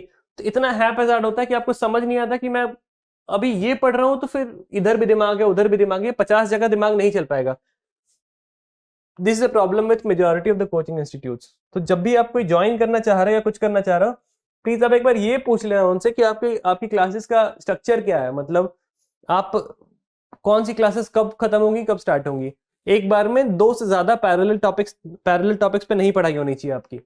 मतलब अगर आप GS1 में कुछ पढ़ रहे हो और GS2 का कुछ पढ़ रहे हो, तो 2 के बाद तीसरा क्लास भी अगर आप करने लगे ऑप्शनल के अलावा, तो फिर हैपेजार्ड है। तो प्लीज इंश्योर कि आप वैसा कुछ ज्वाइन ना कर लो जहां पे बहुत हेक्टिक हो गया और आउटपुट रिलेटिव ज्यादा नहीं है।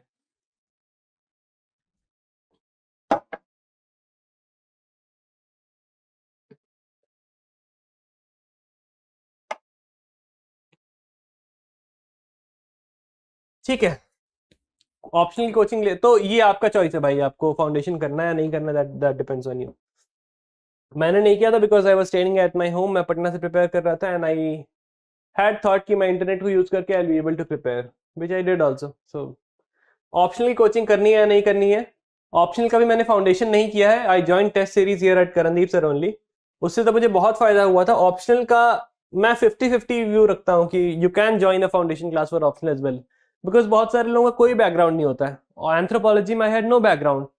सो इट इज एडवाइजेबल कि अगर एंथ्रो आपने पढ़ लिया किसी इंसान से which who has been doing this for some years, तो it will speed up your preparation, that's the point. और ऑप्शनल इज समथिंग दैट जो 3 4 महीने में खत्म हो जाएगा।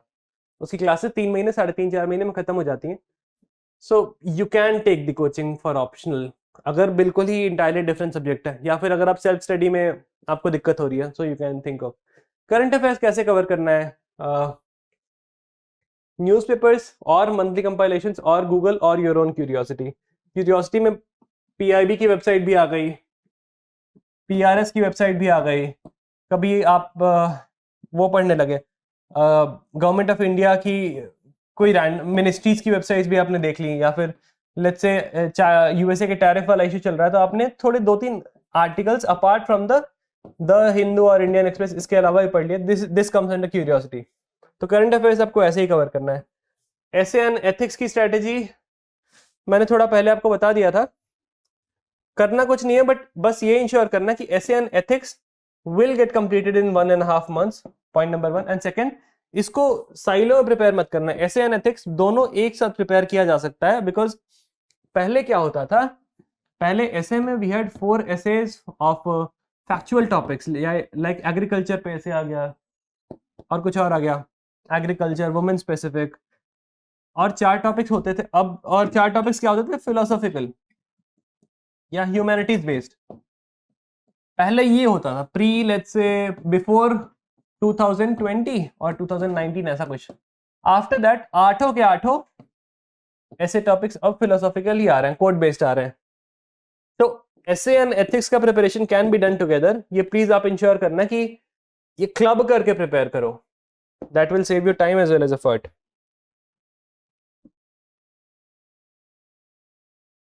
राइट, सो अगर आपका ऑप्शन डिसाइड हो गया है तो आज के बाद ही बैठो और जीएस पेपर पर पढ़ना स्टार्ट करो। जो मैंने बोला, एक या दो पेपर एट अ टाइम ही करना चाहिए सेल्फ स्टडी अगर आप कर रहे हो तो। अगर क्लास ले रहे हो तो प्लीज इंश्योर कि एक या दो पेपर ही एक साथ चल रहा है, उससे ज्यादा नहीं चल रहा। अगर उससे ज्यादा चल रहा है तो then it will be very hectic. ये optional would require 3-4 months of first reading. Skeleton notes बनेंगे आपके 3-4 महीने में। उसके बाद लेयर्ड वे में एलवीए, लेयर्ड वैल्यू एडिशन, आप उस पर करते रहोगे through out your preparation. Ideally यही करना चाहिए। ऑप्शनल में लोग गलती क्या करते हैं कि ऑप्शनल में सोचते हैं कि पहली बार में ही मैं बेस्ट नोट्स बना लूंगा। बेस्ट नोट्स क्या बनाऊंगा कि स्केलेटन नोट्स भी होंगे, वैल्यू एडिशन भी होगा, केस स्टडीज भी बेस्ट होंगी। उस करने के चक्कर में आपको लेट्स से ऑप्शनल में 30 टॉपिक्स पढ़ने हैं, 30 यूनिट्स हैं, तो आप 15 यूनिट्स पढ़ते हो बेस्ट नोट्स के साथ, बाकी के 15 यूनिट्स पढ़ ही नहीं पाते। तो this is a very common mistake. First notes बनाओ आप बिल्कुल वैसे कि सारे टॉपिक्स कर लूंगा बेसिक लेवल ऑफ अंडरस्टैंडिंग के साथ, उसके बाद टॉपिक 1 से I will do value addition layered way में। तो रिवीजन भी अच्छा होगा and your notes will also be structured. ऐसे जो मैंने बोला 2 से 3 वीक में कर सकते हो, एथिक्स 3 से 4 वीक में कर सकते हो। This you can do. दिसंबर 2025 को थोड़ी आंसर राइटिंग के लिए रिजर्व करके रखना चाहिए। This all I talked about. इसमें अगर कोई डाउट है तो आप चैट में लिख दिया करो।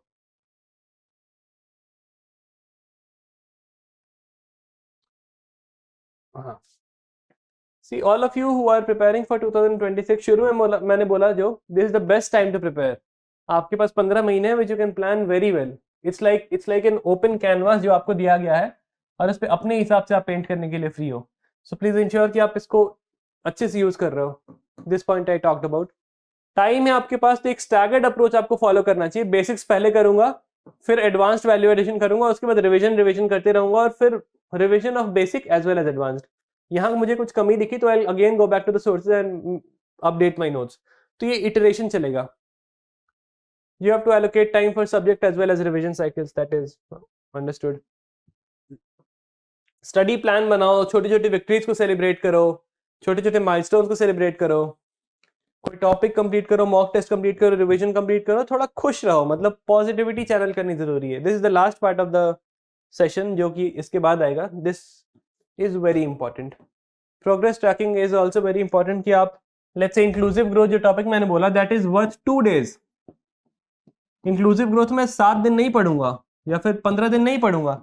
अगर मैंने 2 दिन का टॉपिक 15 दिन पढ़ लिया तो फिर मैंने वहीं पे रिलेटिव एडवांटेज खो दिया है। सो प्लीज इंश्योर कि आप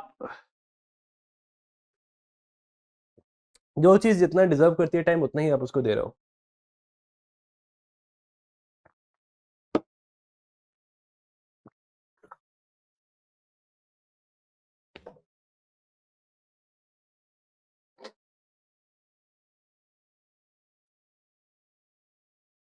ओके,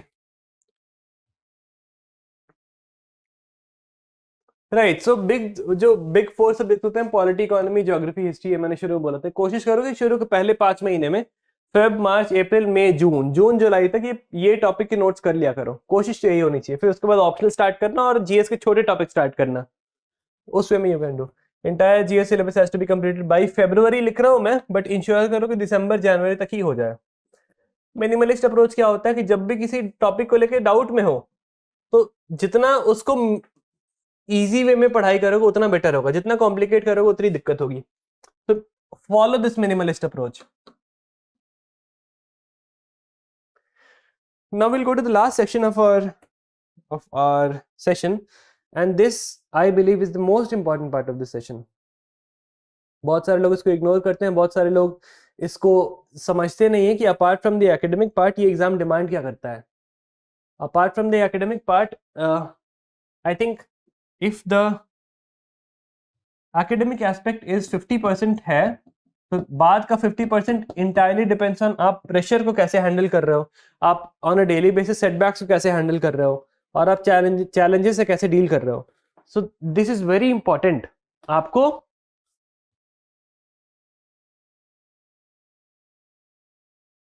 आपको पढ़ाई के अलावा नॉन एकेडमिक पार्ट पे you have to be very strong, you have to be very strong, you have to be very strong mentally, you have to take care of your physical health as well, and you have to ensure कि you are not, मतलब आपकी preparation एक linear growth ऐसी जानी चाहिए, ऐसा होगा नहीं, देयर विल बी हिकअप्स ऐसा ऐसा, बट ऐसा नहीं है कि बहुत साइनोसॉइडल नहीं होगा आपका प्रिपरेशन। यू हैव, एक टर्म होता है इक्वानिमिटी, इक्वानिमिटी का मतलब क्या हुआ कि let's say this is my emotions and this is with time.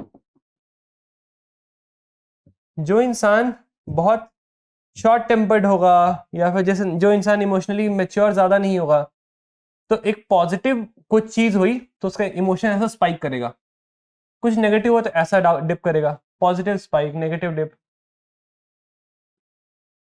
ठीक, ये हो गया। इसमें नुकसान क्या हो रहा है, आप पॉजिटिव से नेगेटिव, नेगेटिव से पॉजिटिव बहुत जल्दी स्विच कर रहे हो, your brain will not be able to adjust कि हो क्या रहा है। जो इंसान थोड़ा इक्वानिमिटी फॉलो करता है, जो इंसान थोड़ा अपने इमोशन को कंट्रोल में रख पाता है, ही विल इंश्योर कि in the positive phase also he is slightly happy, negative phase also he थोड़ा थोड़ा तो होगा ही, बट उसका graph is close to the x axis only, वो नहीं ज्यादा हो रहा है। तो this graph is very important, you have to follow equanimity. This is the person, red wala person is someone who follows equanimity, and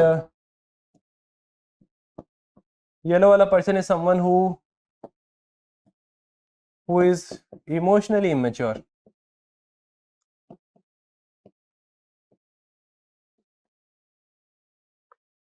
Please ensure this, that you are this red person. Right, so let's start with this fourth and final part of our session. So there are certain thumb rules that you have to remember throughout your preparation. जो मैंने शुरू में बोला कि there will be certain mistakes, जो मैंने गलती की थी उससे मैं चाहता हूं कि आप वो सेम मिस्टेक्स कमिट ना करो। So please remember these thumb rules throughout your preparation. See, I used to imagine कि there is a building, there is this big building, because you guys are starting your preparation. तो एक example ऐसा है, इस building में floors हैं, first, second, third, fourth floor है, एक ही एग्जिट गेट है, यहाँ पे एक ही एग्जिट गेट है, और इस बिल्डिंग में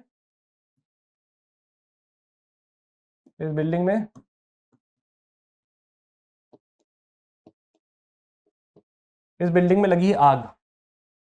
आप हो इंसान यहां फंसे हुए, इसको मान लो प्रीलिम्स, इसको मान लो मेंस, इसको मान लो interview. You are this person right here, लगी है इस बिल्डिंग में आग, तो what will this person do? एक ऑप्शन आपके पास है कि यहाँ पे कोने में बैठ जाओ और बोलो कि यार ये क्या हो गया मेरे साथ, ये तो मैं फंस गया, कुछ नहीं कर सकता। एक ही रास्ता है, यहाँ पे एक सीढ़ी और ये मेन गेट से बाहर रास्ता, एक ही रास्ता आपके पास। फर्स्ट ऑप्शन इज आप यहाँ पे बैठ के रो सकते हो, परेशान हो सकते हो, कंप्लेन कर सकते हो, that is the first option. Second option, आग लगी है but still come from here and get out of this. एक ही तरीका बाहर निकलने का, if you get out of this like this तो आप निकल जाओगे, नहीं तो यू विल पेरिश। एग्जाम में बिल्कुल ऐसा है कि there is a set defined strategy, आपको प्रीलिम्स क्लियर करना है, आपको मेंस क्लियर करना है, और फिर आपको इंटरव्यू देना है। जितना टाइम आप यहाँ बैठ के कंप्लेन करने में लगाओ कि यार एग्जाम का पैटर्न चेंज हो रहा है, एग्जाम तो डिफिकल्ट है, GS1 में कुछ भी पूछना है, GS2 में कुछ भी पूछना है, प्रीलिम्स इतना अनप्रिडिक्टेबल है, 100 चीजें जो आप बोल सकते हो एग्जाम के बारे में, ये कंप्लेन करने वाला इंसान हुआ। बट अगर आप यहां से निकल के प्रीलिम्स मेंस इंटरव्यू करके बाहर आ रहे हो, understand that this is the only way to succeed in this exam. The path is the same for everyone. Prelims mains interview का ही रास्ता सबको ही चुनना है, जिसने क्लियर किया उसने इसी रास्ते से क्लियर करना है, किया है। So you can either blame the exam, you can either blame the circumstances, you can either blame your friends, your family, your love interest, किसी को blame कर सकते हो, but it is important to follow this path and get out of this exam. Do not try to reinvent the wheel. जो चीजें एक set pattern में काम करती हैं, उसको ज्यादा एडवेंचरस होकर अपनी नई स्ट्रैटेजी ऐसी बनाऊंगा या बनाऊंगी कि I'll not read polity but I'll read history बहुत अच्छे से, ये सारी एडवेंचरस चीजें काम नहीं करती एग्जाम में। जो सेट पैटर्न है उसको सिंप्लीफाई करो चीजों को और पढ़ाई करो और निकलो. Be honest with your self. This exam is something जहां पे कोई एक्सटर्नल अकाउंटेबिलिटी आपके पास नहीं है.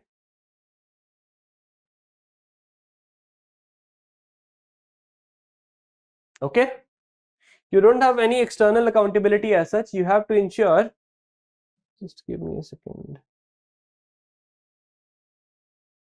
हाँ, you have to ensure कि आप खुद के लेवल पे आप सेल्फ ऑनेस्टी दिखा रहे हो. That will fuel your self growth. आपने 10th और 12th का एग्जाम दिया होगा. 10th और 12th के एग्जाम्स में डिफरेंट क्या होता था? There is a set pattern, set strategy, set syllabus. आपके पेरेंट्स आपके पास होते हैं. They also take active part in your preparation. वहां पे there is a set accountability. UPSC में देर इज नो अकाउंटेबिलिटी. मैं हो सकता है कि मेरी स्ट्रैटेजी में मैं ऑप्शनल अभी से पढ़ रहा हूँ, आपकी स्ट्रैटेजी में ऑप्शनल 4 महीने बाद पढ़ रहे हो. मेरी स्ट्रैटेजी में मेरा world history let's say strong है तो मैंने वर्ल्ड हिस्ट्री 1 दिन में पढ़ा. आपका बहुत वीक है, आपने 10 दिन में पढ़ा. Every strategy is okay as long as you are following it and as long as you are believing in it. तो आपको ये इंश्योर करना है कि there is no external accountability. अगर मैंने वर्ल्ड हिस्ट्री 1 दिन पढ़ा तो भी मैं गलत नहीं हूं, अगर आपने वर्ल्ड हिस्ट्री 10 दिन पढ़ा तो भी आप गलत नहीं है. तो एक्सटर्नल अकाउंटेबिलिटी नहीं है, इंटरनल अकाउंटेबिलिटी है. सो प्लीज बी ऑनेस्ट कि मुझे 3 घंटे पढ़ाई करनी थी तो मैंने 3 घंटे पढ़ाई की या नहीं की.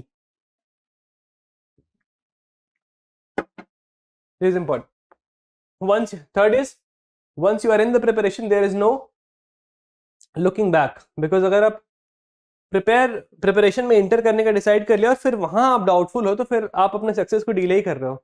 सो when you enter the preparation the door will close behind you and there is no retreat, there is only going forward. तो ये मैं आपको पॉजिटिव सेंस में इसलिए बोल रहा हूँ कि एक बार डाउट मत करो आप अपनी स्ट्रेटेजी को. एक बार आपने प्रीलिम्स के लिए मेंस के लिए अपनी स्ट्रेटेजी क्यूरेट कर लिया, उसको डाउट मत किया करो. That's the point.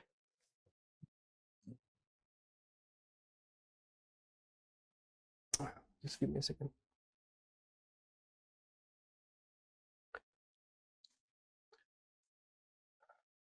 Right. ये कुछ थंब रूल्स हैं, ये इन जनरल इसको देख लो. Enjoy the journey, not the destination. Everyone knows this. Because journey को, प्रीलिम्स मेंस इंटरव्यू के साइकिल को अगर आपने एंजॉय करना नहीं सीखा तो फिर आप हमेशा कंप्लेन करोगे प्रिपरेशन में. जो शुरू कर रहा है, please enjoy the journey and not the destination. Destination fever is a term that our honourable prime minister gave in one of the Pariksha Pe चर्चा की स्पीच में उन्होंने दिया था. डेस्टिनेशन फीवर नहीं होना चाहिए कि जर्नी से ज्यादा मुझे डेस्टिनेशन ही दिख रहा है. यूट्यूब पे ऐसा कंटेंट है आपके पास आज के टाइम पे जहाँ पे डेस्टिनेशन को ग्लोरीफाई कर रहे हैं लोग. That is not something that you should be following. आपको जर्नी को फॉलो करना है. वो सारे वीडियोस, लबासना के वीडियोस, ये सब देखने की बजाय आप 1-2 स्ट्रैटेजी वीडियो देख लो कि मैं पॉलिटी कैसे रिवाइज करूंगा या करूंगी. That will help you more. Do not chase perfection, focus on the effort and not flawlessness. मुझे 100 में 100 मार्क्स नहीं लाने हैं, मुझे 60-70 मार्क्स ही लाने हैं.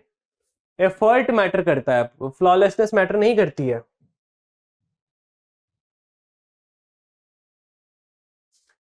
ठीक है. Please track the time that you are spending in non study activities. Please track the time that you are spending in non study activities. कि आप दोस्तों से बात करने में कितना टाइम लगा रहे हो, आप तो कितने आवर्स रहे हो, आप टीवी कितना आवर्स देख रहे हो, आप इंस्टाग्राम कितना चला रहे हो. Please track your time.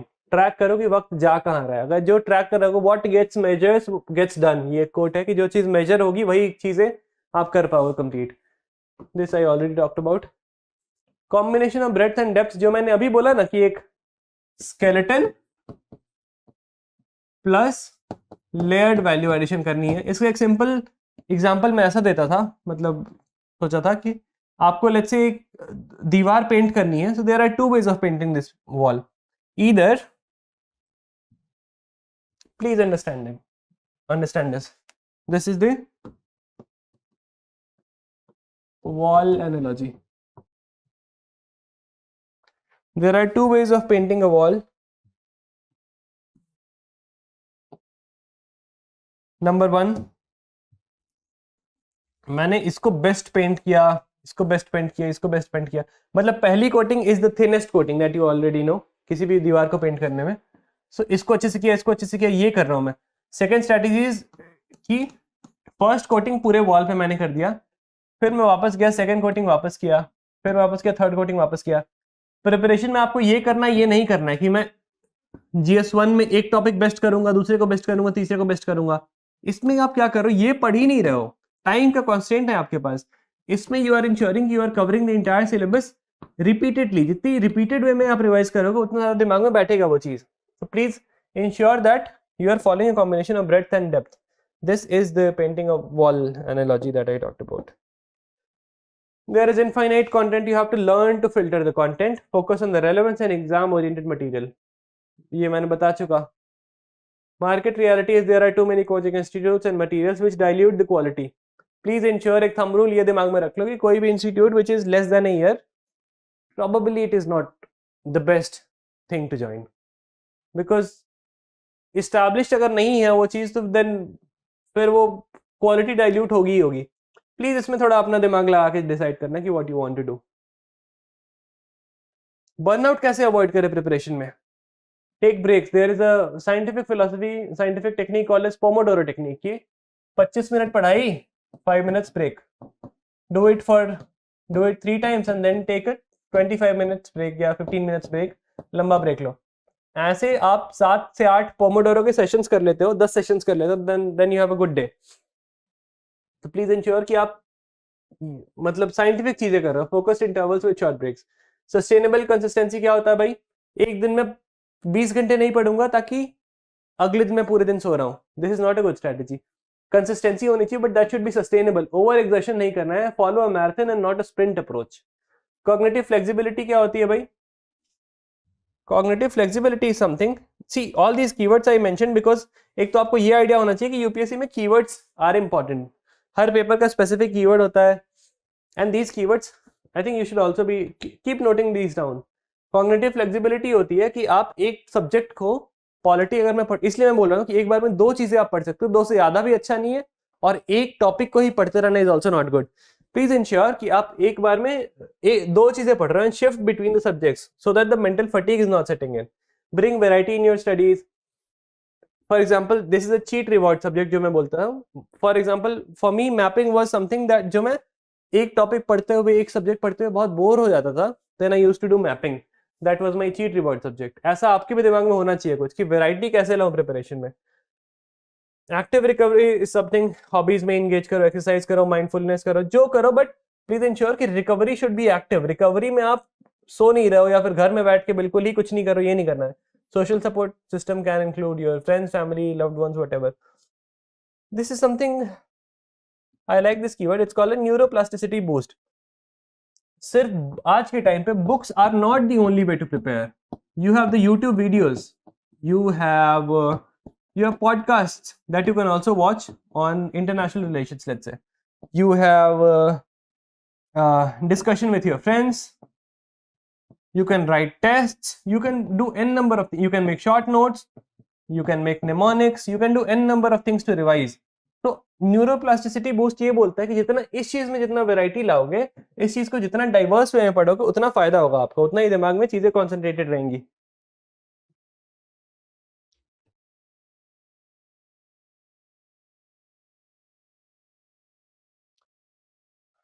ये तो सेल्फ एक्सप्लेनेटरी चीजें हैं सारी। Goal setting should be very realistic, unrealistic expectations नहीं रखना है। स्टडी प्लान्स में ब्रेक होने चाहिए, milestone should be achievable. Please ensure this you can do, you can not do, depends on you. जो मैंने बोला ना कि एक इन्वर्टेड यू शेप वो होता है कि आपका परफॉर्मेंस यहाँ पे है, परफॉर्मेंस यहाँ पे है, इमोशंस। बहुत हाईली चार्ज हो अगर आप इमोशंस पे, तो आफ्टर अ पॉइंट आपका परफॉर्मेंस डिक्लाइन करेगा। बट यहाँ पे तो बिल्कुल ही चिल हो आप, यहाँ पे बहुत ज्यादा ओवर स्ट्रेस्ड हो आप, बट एट दिस पॉइंट आप एक मिक्सचर पे हो, आप हल्का स्ट्रेस्ड भी हो और आपको लग रहा है कि ठीक है, I will do my best. This is the point जहां पे आपका परफॉर्मेंस मैक्सिमाइज होता है। So there is something called as Yerkes Dodson law. Yerkes Dodson law ये बोलता है कि moderate stress will enhance your performance but excessive stress will lead to burnout. जो मैंने ग्राफ आपको ये बताया। लोकस ऑफ कंट्रोल क्या होता है भाई? कि मैं खुश रहूंगा, मैं परेशान रहूंगा, मैं दुखी रहूंगा, इसका कंट्रोल मैं आउटसाइडर किसी को नहीं दूंगा। This is very important to have the internal locus of control. आप ये बस प्रिपरेशन में इंश्योर करना कि आपका मेंटल स्टेट, आपकी आप क्या फील करते हो, that is entirely based on your internal locus of control. आप किसी एक्सटर्नल चीज से इन्फ्लुएंस करके परेशान नहीं हो सकते हो। Please ensure this. Value your progress in small meals, small wins that I talked about earlier. This is also, मैंने कीवर्ड्स इसलिए डाले थे बिकॉज थोड़ा आपको कीवर्ड्स का आइडिया लगे। हैबियन लर्निंग क्या होता है पता है ये सारी चीजें, बट दिस समथिंग जिसको एक नाम मैंने दे दिया है, एंड साइंटिफिक टर्म्स ये सारी। Please go read this. Hebbian learning क्या होता है कि regular revision will strengthen your memory pathways, neurons की लिंकिंग ज्यादा होगी तो आपका रिटेंशन पावर ज्यादा होगा। डनिंग क्रूगर इफेक्ट क्या होता है कि इन जनरल एक कॉम्प्लेसेंसी होती है हमारे अंदर, या फिर अगर हमने पॉलिटी बहुत अच्छे से पढ़ लिया तो एक दिमाग को sense of over confidence, false confidence ये आता है कि यार सारे टॉपिक्स मैं अच्छे से पढ़ सकता हूँ, या फिर मैं पॉलिटी अच्छे से पढ़ लिया, इकोनॉमी नहीं पढ़ा तो भी दिमाग बोलता है कि पॉलिटी इतने अच्छे से तुमने पढ़ लिया है कि इकोनॉमी चलो ठीक है नहीं पढ़ा कोई बात नहीं। बट ये फॉल्स कॉन्फिडेंस अवॉइड करना है। ज़ेगर्निक इफेक्ट क्या बोलता है कि if you have any unfinished task that will continue to linger in your memory, और उससे आप बाकी चीज नहीं कर पाओगे अच्छे से।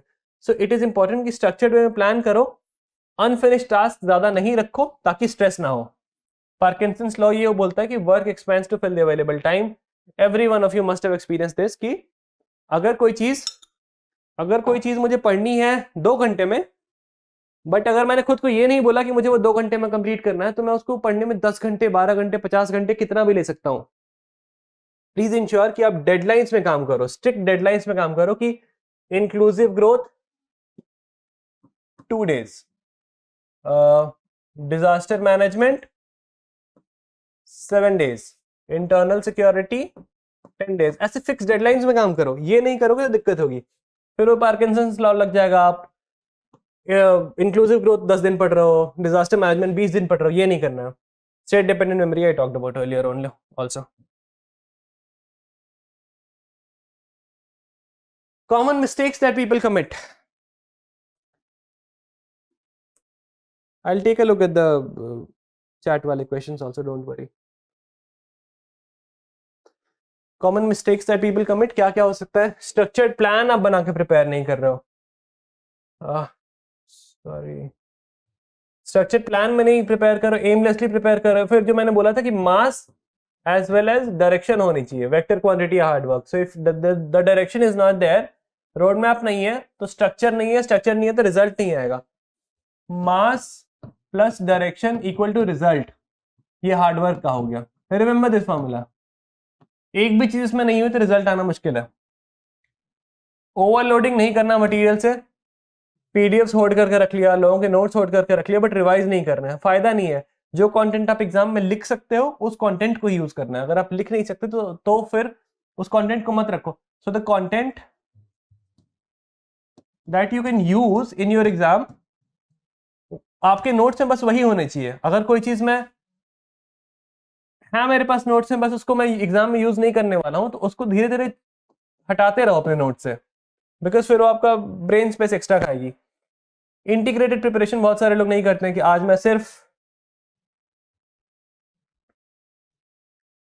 वही जो मैं बोल रहा हूँ कि सिर्फ GS1 पढ़ रहे हैं तो GS1 ही पढ़ते जा रहे हैं, GS2 पढ़ रहे हैं GS2 ही पढ़ते जा रहे हैं, बिना किसी डेडलाइन के पढ़ रहे हैं।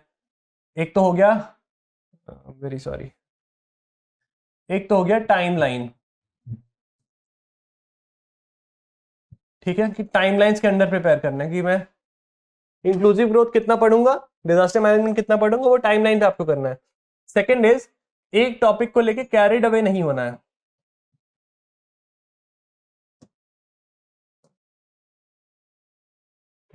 कैरिड अवे नहीं होना है। इंटीग्रेटेड प्रिपरेशन का ये मतलब है कि आपको एक ओवरऑल दिमाग में है आइडिया कि प्रीलिम्स की डिमांड क्या है, मेंस की डिमांड क्या है, और कैसे दोनों के कॉमन टॉपिक्स को मैं कैसे लिंक करके पढ़ सकता हूँ। सो इंटीग्रेटेड प्रिपरेशन आपको करना है। करंट अफेयर्स पढ़ रहे हो या ऑप्शनल पढ़ रहे हो तो उसको जीएस से कनेक्ट करो यार। ऑप्शनल में there is something called as paper 1 paper 2 linkage that boosts your marks like anything. In optional paper 2 I got 98 marks in my second mains.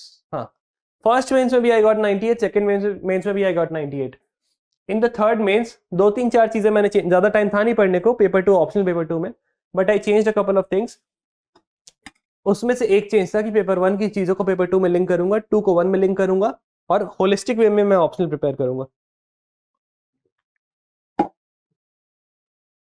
उस एक्सरसाइज और बेसिक 1-2 एक्सरसाइज के चलते my marks improve from improved from 98 in the first mains, 98 in the second mains to 157 in the third mains. 59 marks, dost. 59 marks can make or break your rank. It's important to link the topics. और जब आप पढ़ ही रहे हो तो disjointed क्यों पढ़ रहे हो यार? जब पढ़ रहे हो तो फिर लिंक करके पढ़ो ना. ये एक्टिव रिकॉल हुआ, एक्टिव स्टडी हुआ. अगर आपको पता है कोई टॉपिक GS2 में है और उसका एक छोटा सा सबसेट GS3 में भी है, GS1 में भी है, तो वैसे ही प्रिपेयर करो ना कि एक बार मैं पढ़ रहा हूँ तो मैं GS1 का भी एस्पेक्ट देख रहा हूँ, GS2 का भी एस्पेक्ट देख रहा हूँ, एथिक्स में कहाँ यूज हो सकता है वो भी देख रहा हूँ, ऐसे में कहाँ लिखूंगा वो भी देख रहा हूँ. तो एक थोड़ा इंटीग्रेटेड वे में प्रिपेयर करना चाहिए. This demands efforts. ये एक्टिव स्टडी हो गया, ये आपको करने में मेहनत लगी, but this is very important for the preparation. Test करना इंपॉर्टेंट है. मॉक टेस्ट दिया करो, आंसर राइटिंग लिखा करो, तभी पता लगेगा कि मेरा प्रिपरेशन है कि नहीं aligned. Mentorship from unreliable sources. This is the third time I am mentioning this. Please ensure कि आपका एफर्ट सही डायरेक्शन में लग रहा है. ये बहुत कॉमन मिस्टेक है जो आप कर सकते हो. प्लीज इंश्योर कि आप बहुत सोच समझ के डिसाइड करें कि what mentorship, what classes, test series आप ज्वाइन करना चाहते हो. That depends entirely on your wisdom. तो प्लीज इंश्योर कि आप अच्छे से उसको सोच के कर रहे हो. Last, may be the last slide और एक दो स्लाइड्स और है. Mental health matters. Mental health के लिए फ्रेंड्स, फैमिली, मेंटर्स को ध्यान में रखो. प्रिपरेशन आइसोलेशन में नहीं चलता यार. प्रिपरेशन के लिए आपको, see this is you, this is your room. UPSC की प्रिपरेशन यहाँ बैठ के मत करो. इसके अलावा बाहर भी निकलो, दोस्तों से मिलो, फ्रेंड से मिलो, फैमिली से मिलो. अगर आपकी 6-7 दिन की अच्छी पढ़ाई हुई है तो बाहर निकल के आधे दिन का ब्रेक ले लो. This is very important to ensure sustainable consistency. जो उस स्लाइड में मैंने था, कंसिस्टेंसी चाहिए बट सस्टेनेबल होना चाहिए. 20-20 घंटे मैंने 7 दिन पढ़ लिया तो 140 घंटे पढ़ लिया, बट 7 दिन के बाद हालत नहीं रहेगी मेरी कुछ करने की. उससे अच्छा है कि 8 घंटे 10 घंटे पढ़ो through out the year. Don't be extremely harsh on yourself. Very important. Rewards and punishments तो वो होता है कि अगर अच्छा कुछ किया तो आधे दिन का ब्रेक ले लूंगा, कुछ गलत किया तो थोड़ा एक्स्ट्रा खुद को पुश करूंगा. And the last point that I wanted to make is, there is this analogy that I used to think. बहुत बार इसको मैंने रिपीट किया, एक बार और लास्ट बार कर देता हूँ रिपीट. सी दिस एग्जाम, आप यूपीएससी में आप ये हो, आप प्रिपेयर कर रहे हो, आप एग्जाम देने वाले हो. क्या आप अकेले हो जो एग्जाम देने वाले हो प्रीलिम्स का? नहीं. आपके ऐसे 10 लाख लोगों ने फॉर्म भरा है. उसमें से 5 to 6 lakh people will give the prelims. So you are not alone in this point number 1. अब आप सोचो, आपका ऐसा हुआ है, लेट्स से एग्जाम के 10 दिन पहले you got into an accident and you some कुछ हो गया या फिर तबीयत खराब हो गई, और you met with some other tragedy, breakup हो गया, कुछ भी चीजें हो गई. लेट्स से आपका ये सिचुएशन है. स्टेट, इन 10 लाख लोगों में I will assure you there will be at least 50-60-70,000 people who are in the same boat or worse you. आपकी सिचुएशन से खराब सिचुएशन होंगे. ठीक है, ऐसे 60,000 लोग हैं. इनमें से प्रीलिम्स कितने क्लियर करेंगे? लेट्स से 1,000 लोग सपोज करो प्रीलिम्स क्लियर करते हैं, बाकी नहीं कर रहे हैं.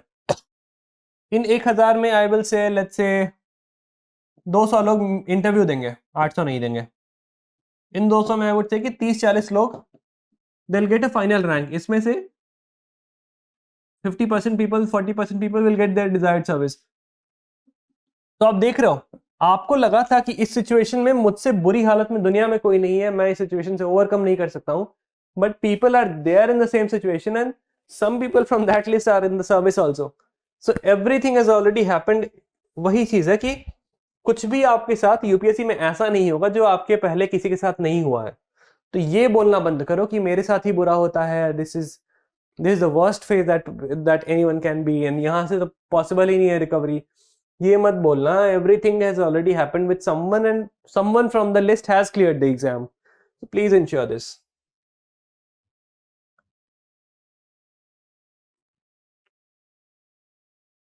इन जनरल प्रिपरेशन में 3-4 पॉइंट्स क्या है? प्रिपरेशन को पेस करना अच्छे से और peeking at the right time. So for example, ये है एग्जाम डेट. आपका पीक यहां नहीं आना चाहिए और यहां पे डाउन नहीं होना चाहिए, या फिर आपका पीक यहां नहीं आना चाहिए.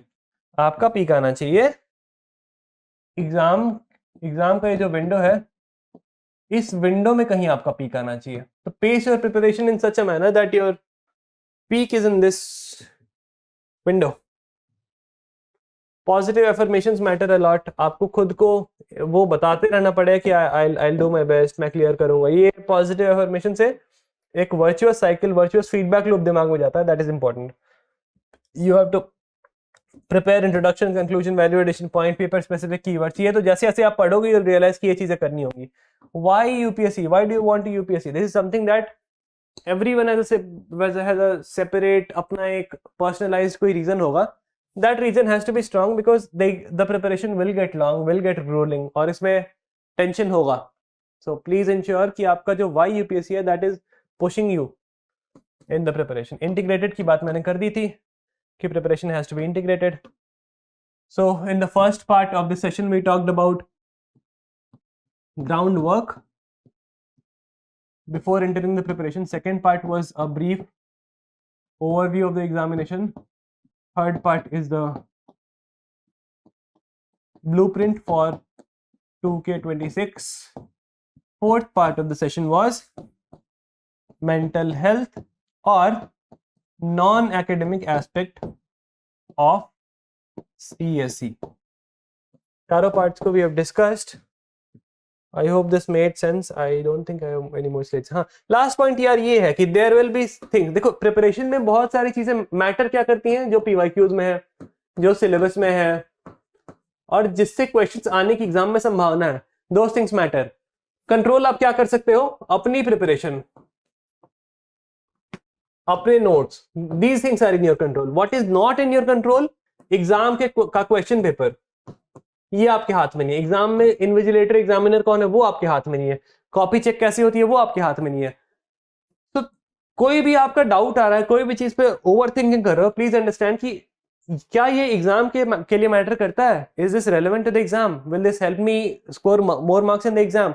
इफ यस देन उस पे then hold that thought.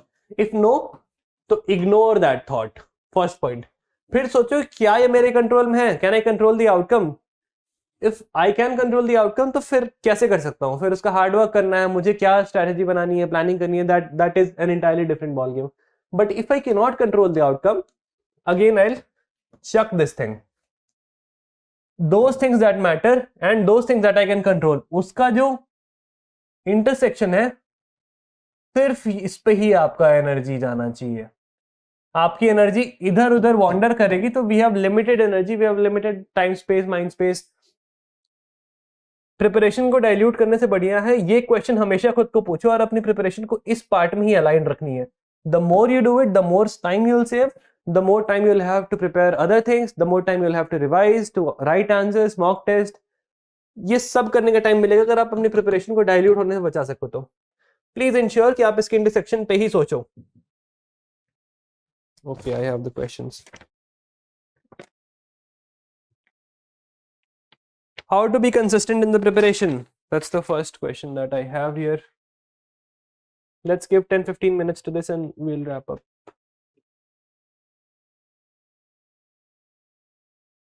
How to be consistent in the preparation? भाई consistency के लिए number 1, why UPSC has to be strong. Number 2, destination की तरफ ज़्यादा मत सोचो। One day at a time करो और उसको एंजॉय करो। प्रिपरेशन में जितना डाइवर्सिटी लाओगे, वैरायटी लाओगे और जितना एंजॉय करके पढ़ोगे उतना इजी होगा। Fourth point is to stop complaining. Burning building वाला एग्जांपल आप देख लो कि अगर आपको बिल्डिंग से बाहर निकलना है तो यहीं से जाना है। अगर बिल्डिंग से अगर इस यूपीएससी की साइकिल में इंटर कर गए आप तो there is only one way out. आप खुद को ये बोलो ना कि जितना टाइम मैं यहाँ बैठ के रो रहा हूँ उतना टाइम मैं गवा रहा हूँ। So these 3-4 things you have to tell your brain in very easy, very lucid terms कि what matters is this, what you are over thinking upon is this, which you neither control nor it is important for the exam. So please ensure कि आप ये चीज ध्यान रख रहे हो। Right time to start answer writing for CSE 2026। जो मैंने लिखा था कि नवंबर दिसंबर के महीने में स्टार्ट राइटिंग आंसर्स, उसके पहले आप ये कर सकते हो कि डेली 2 सवाल 3 सवाल, या फिर अगर आपने लेट्स से कोई टॉपिक पढ़ा है, लेट्स से आपने रिसोर्सेज वाला टॉपिक पढ़ा है GS1 में, उसके बाद आपने PYQs देख के 3-4 PYQs लिख लिए, वो आप कर सकते हो on a regular basis. But proper test I would advise November December में, जब आपके नोट्स कंप्लीट हो जाए तो करना। How to make targets. देखो जो मैंने बोला था ना कि अकाउंटेबिलिटी एज सच नहीं है एग्जाम में, अकाउंटेबिलिटी नहीं है, आपको ही डिसाइड करना है कि मेरा वीक पॉइंट क्या है, मेरे स्ट्रेंथ्स क्या हैं, और उसके बेसिस पे आपको अपनी प्लानिंग क्यूरेट करनी है। 2-3-4 चीजें मैंने रिलेवेंट बताई हैं इस सेशन में कि number 1, Parkinson's law, work will expand to fill the time. तो इंश्योर करो कि मान लो कोई चीज आपको लग रहा है कि आप 5 दिन में पढ़ सकते हो, तो 4 दिन अलॉट करो, आप थोड़ा खुद को पुश करो उस चीज में। तो आपका वीकली टारगेट ऐसा, डेली टारगेट ऐसा होना चाहिए कि उस डेली टारगेट में जो आपको लगता है कि मैं जितना कंप्लीट कर सकता हूँ उसका 110% रखो उसमें, so that you are able to push yourself. ये वीकली रखो, और फिर वीक में आधा दिन, एक दिन खाली छोड़ सकते हो, ये आपको ही डिसाइड करना है। मतलब ये मैं एक रफ टेम्पलेट ही बता रहा हूँ आपको। फिर आप कौन से टॉपिक्स, 2 टॉपिक्स पढ़ोगे साथ साथ। अगर आपका कोई पॉलिटी लेक्चर स्ट्रांग है तो पॉलिटी आप ज्यादा नहीं पढ़ोगे, अगर किसी का पॉलिटी वीक है तो ज्यादा पढ़ेगा। तो ये चीजें आपको ही डिसाइड करनी है। How to keep ourselves focused and enthusiastic, ये लास्ट वाला आंसर है। Any tips for working experience, यार I was not working when I was preparing, so I would not be able to share. Newspapers, monthly magazines और 365। Priority order, newspaper greater than everything. Monthly तभी करो जब आपके पास time हो, अगर monthly नहीं कर पा रहे हो तो you can revise the 365 booklets or any other booklets, any other compilation अपनी श्रद्धा अनुसार। मंथली करना is slightly more difficult because that takes a lot of time। मैं मंथली नहीं पढ़ता था, मैं लास्ट में जो कंपाइलेशन एग्जाम के पहले आता था मैं वही देखता था। Should I make notes? हाँ ये कर दिया मैंने। If you are doing self study, how much time should be given to complete one subject? Depends on you, जो मैंने बोला कि हमेशा ध्यान रखना है कितना टाइम कौन सा सब्जेक्ट डिजर्व करता है, फिर उसके अकॉर्डिंग ही मैं टाइम दूंगा उसको। खुद से करना decide. I'm not able to finalize my sources for anthropology, kindly help। See, I gave the exam 2 years ago and 2 साल में काफी कुछ चेंज हो गया, so please get in touch with someone। Anthropology के लिए आई वुड से कि मैंने फाउंडेशन कहीं नहीं किया है, मैंने टेस्ट सीरीज ज्वाइन किया था करण सर के पास, और that help me a lot. So eight this point of time मतलब मेरी नॉलेज लिमिटेड हो सकती है because I give the exam 2 years ago, but Karan sir is someone who will genuinely help you. और एक बार आप ज्वाइन करो ना करो, but you can get in touch with him, he will help you for sure. So please if you are here you can get in touch with sir, or you can call the reception here and ask him।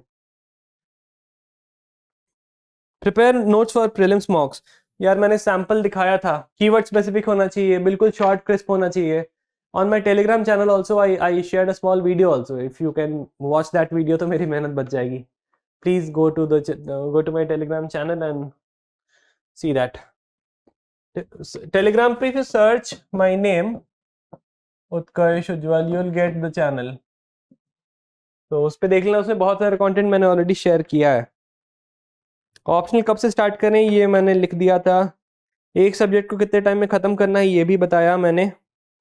How to prepare for current affairs, वही जो 2-3-4 option है। Newspaper priority order में number 1, उसके बाद यार पानी please, उसके बाद आप या तो मंथली करो या तो कंपाइलेशन से करो, depends on you. I have taken online classes and made notes, completed standard books। I don't know what to do next। तो जहां आपने क्लासेस की हैं एक बार उनको अपनी सिचुएशन बताओ और फिर उनको बोलो कि एक प्लान क्यूरेट करे depending on where you stand in the preparation. 11th-12th की एनसीईआरटीज में कौन सा जरूरी होता है, खुद से करो यार एक्सरसाइज। ज्योग्राफी की एनसीईआरटीज बहुत जरूरी होती हैं 11th-12th दोनों की। हिस्ट्री की एनसीईआरटीज एक बार देख सकते हो, मतलब प्रायोरिटी डिसाइड करो एक बार। ज्योग्राफी की NCERTs are very important, history थोड़ा कम इंपॉर्टेंट, फाइन आर्ट्स की एनसीईआरटीज इंपॉर्टेंट, उसके अलावा कुछ खास इंपॉर्टेंट नहीं है। आप खुद से एक बार ऊपर ऊपर से देख सकते हो कि क्या मैं पढ़ूं। How to read for the essay, essay के 3-4 मेजर सोर्सेस क्या है। नंबर 1 PYQs, देखो क्या क्या कोर्स पूछ रही है। नंबर 2 वैल्यू एडिशन का कंटेंट, इसका मैंने निमोनिक बनाया था मॉल्सो EQRS DG। Movies, anecdotes, laws, फ्लोकाज, opinions, examples, quotes, reports, stats, diagrams. G से क्या था यार, जी से भी कुछ था। इस फॉर्म में आपके पास फॉर्डर मटेरियल होना चाहिए, ऐसे के लिए भी और एथिक्स के लिए भी। और ऐसे का fodder can be used in ethics, ethics का fodder can be used in essay. तो प्लीज आपको वैसे ही नोट्स बनाने हैं। इसके भी नोट्स मैंने डाले हैं टेलीग्राम पे अपने, तो आप देख सकते हो प्लीज।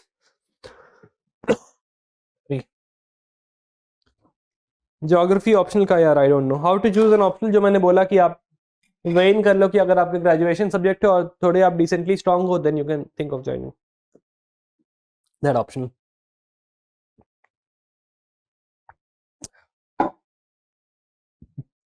बाकी क्वेश्चंस यार ओवरलैप है क्वेश्चन का, वो मैं नहीं कर पा रहा हूँ। कोचिंग वर्सेस मेंटरशिप यार I don't have any opinion on this. मेरे विचार में self study is the best thing. उसमें अगर आपको कोई डाउट लग रहा है देन स्पेसिफिकली डिसाइड कोई पर्टिकुलर चीज जहां पर आपको हेल्प चाहिए। किसी भी इंसान को सारी चीजों के लिए हेल्प इन जनरल नहीं चाहिए होती है, तो प्लीज इंश्योर कि आप किस चीज में वीक हो, उसके accordingly you will take help. And one more important thing is decide based on the merits and demerits. ऐसा फ्लो में जाके कि ये अच्छा लग रहा है ये ज्वाइन कर लेता हूँ, ये मत करना।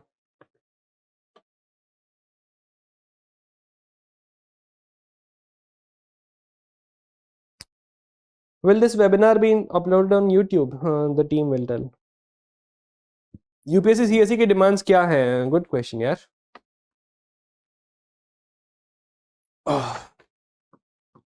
This is probably the last question. Demands exam की क्या है? कोई स्पेसिफिक आंसर इसका नहीं है। You have to be someone who is very curious. नई चीजें सीखने के लिए आपको एक क्यूरियोसिटी होनी चाहिए। This will help you in interview as well. You have to be someone who is ready to adapt to different situations. I have been in the service for 1 year, तो मुझे ये सारी चीजें तो मैं अपने एक्सपीरियंस से ही बता रहा हूँ। अडाप्ट करना आपको आना चाहिए। Empathy is something that goes a long way in the exam. चीजों ग्राउंड लेवल पे ऑब्जर्व करना सीखो। Observation is something that is very important.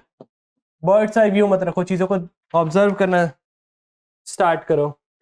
और ऐसा एग्जाम की डिमांड की अगर बात करोगे तो एग्जाम की डिमांड तो यही है कि आप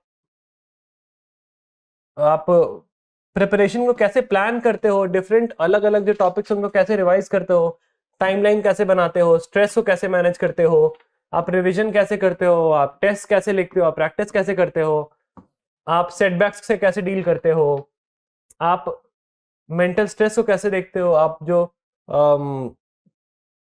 मेंस का जो होता है वीक लॉन्ग जो ग्रूलिंग सा एक शेड्यूल होता है उसमें आप कैसे परफॉर्म करते हो, ये सारी चीजें टेस्ट होती है मेंस में। तो डिमांड वही है कि कोई बच्चा इन सब चीजों पर खरा उतर गया, then he is a good candidate.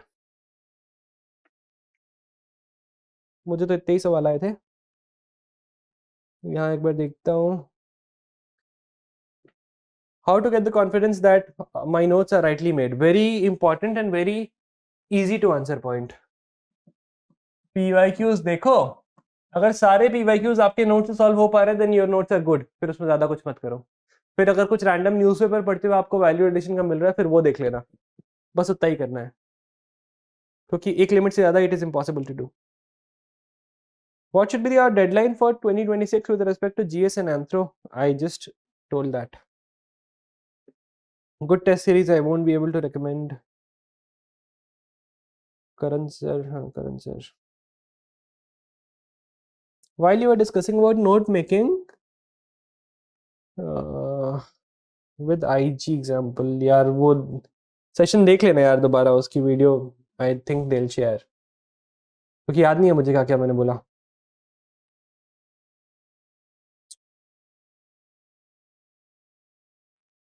How to start through NCERTs coaching notes. देखो ऐसा नहीं है कि एनसीईआरटीज पढ़ोगे तो अपने कोचिंग के नोट्स नहीं पढ़ पाओगे। एनसीईआरटीज वही है ना कि सारी चीजें देखो और फॉलो अपने हिसाब से करो। You should take a look at NCERTs as well as coaching notes. जो भी आपको मटेरियल रेलेवेंट दिख रहा है उसको देखो, बट फॉलो अपने हिसाब से करो।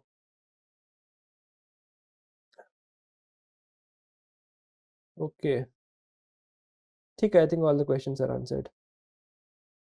How to go about topper copies. Topper मत बोलो यार, टॉपर तो रैंक 1 होता है ना बस, उसके अलावा तो सारे लोग बस सिलेक्टेड लोग हैं, सिलेक्टेड इन द एग्जाम।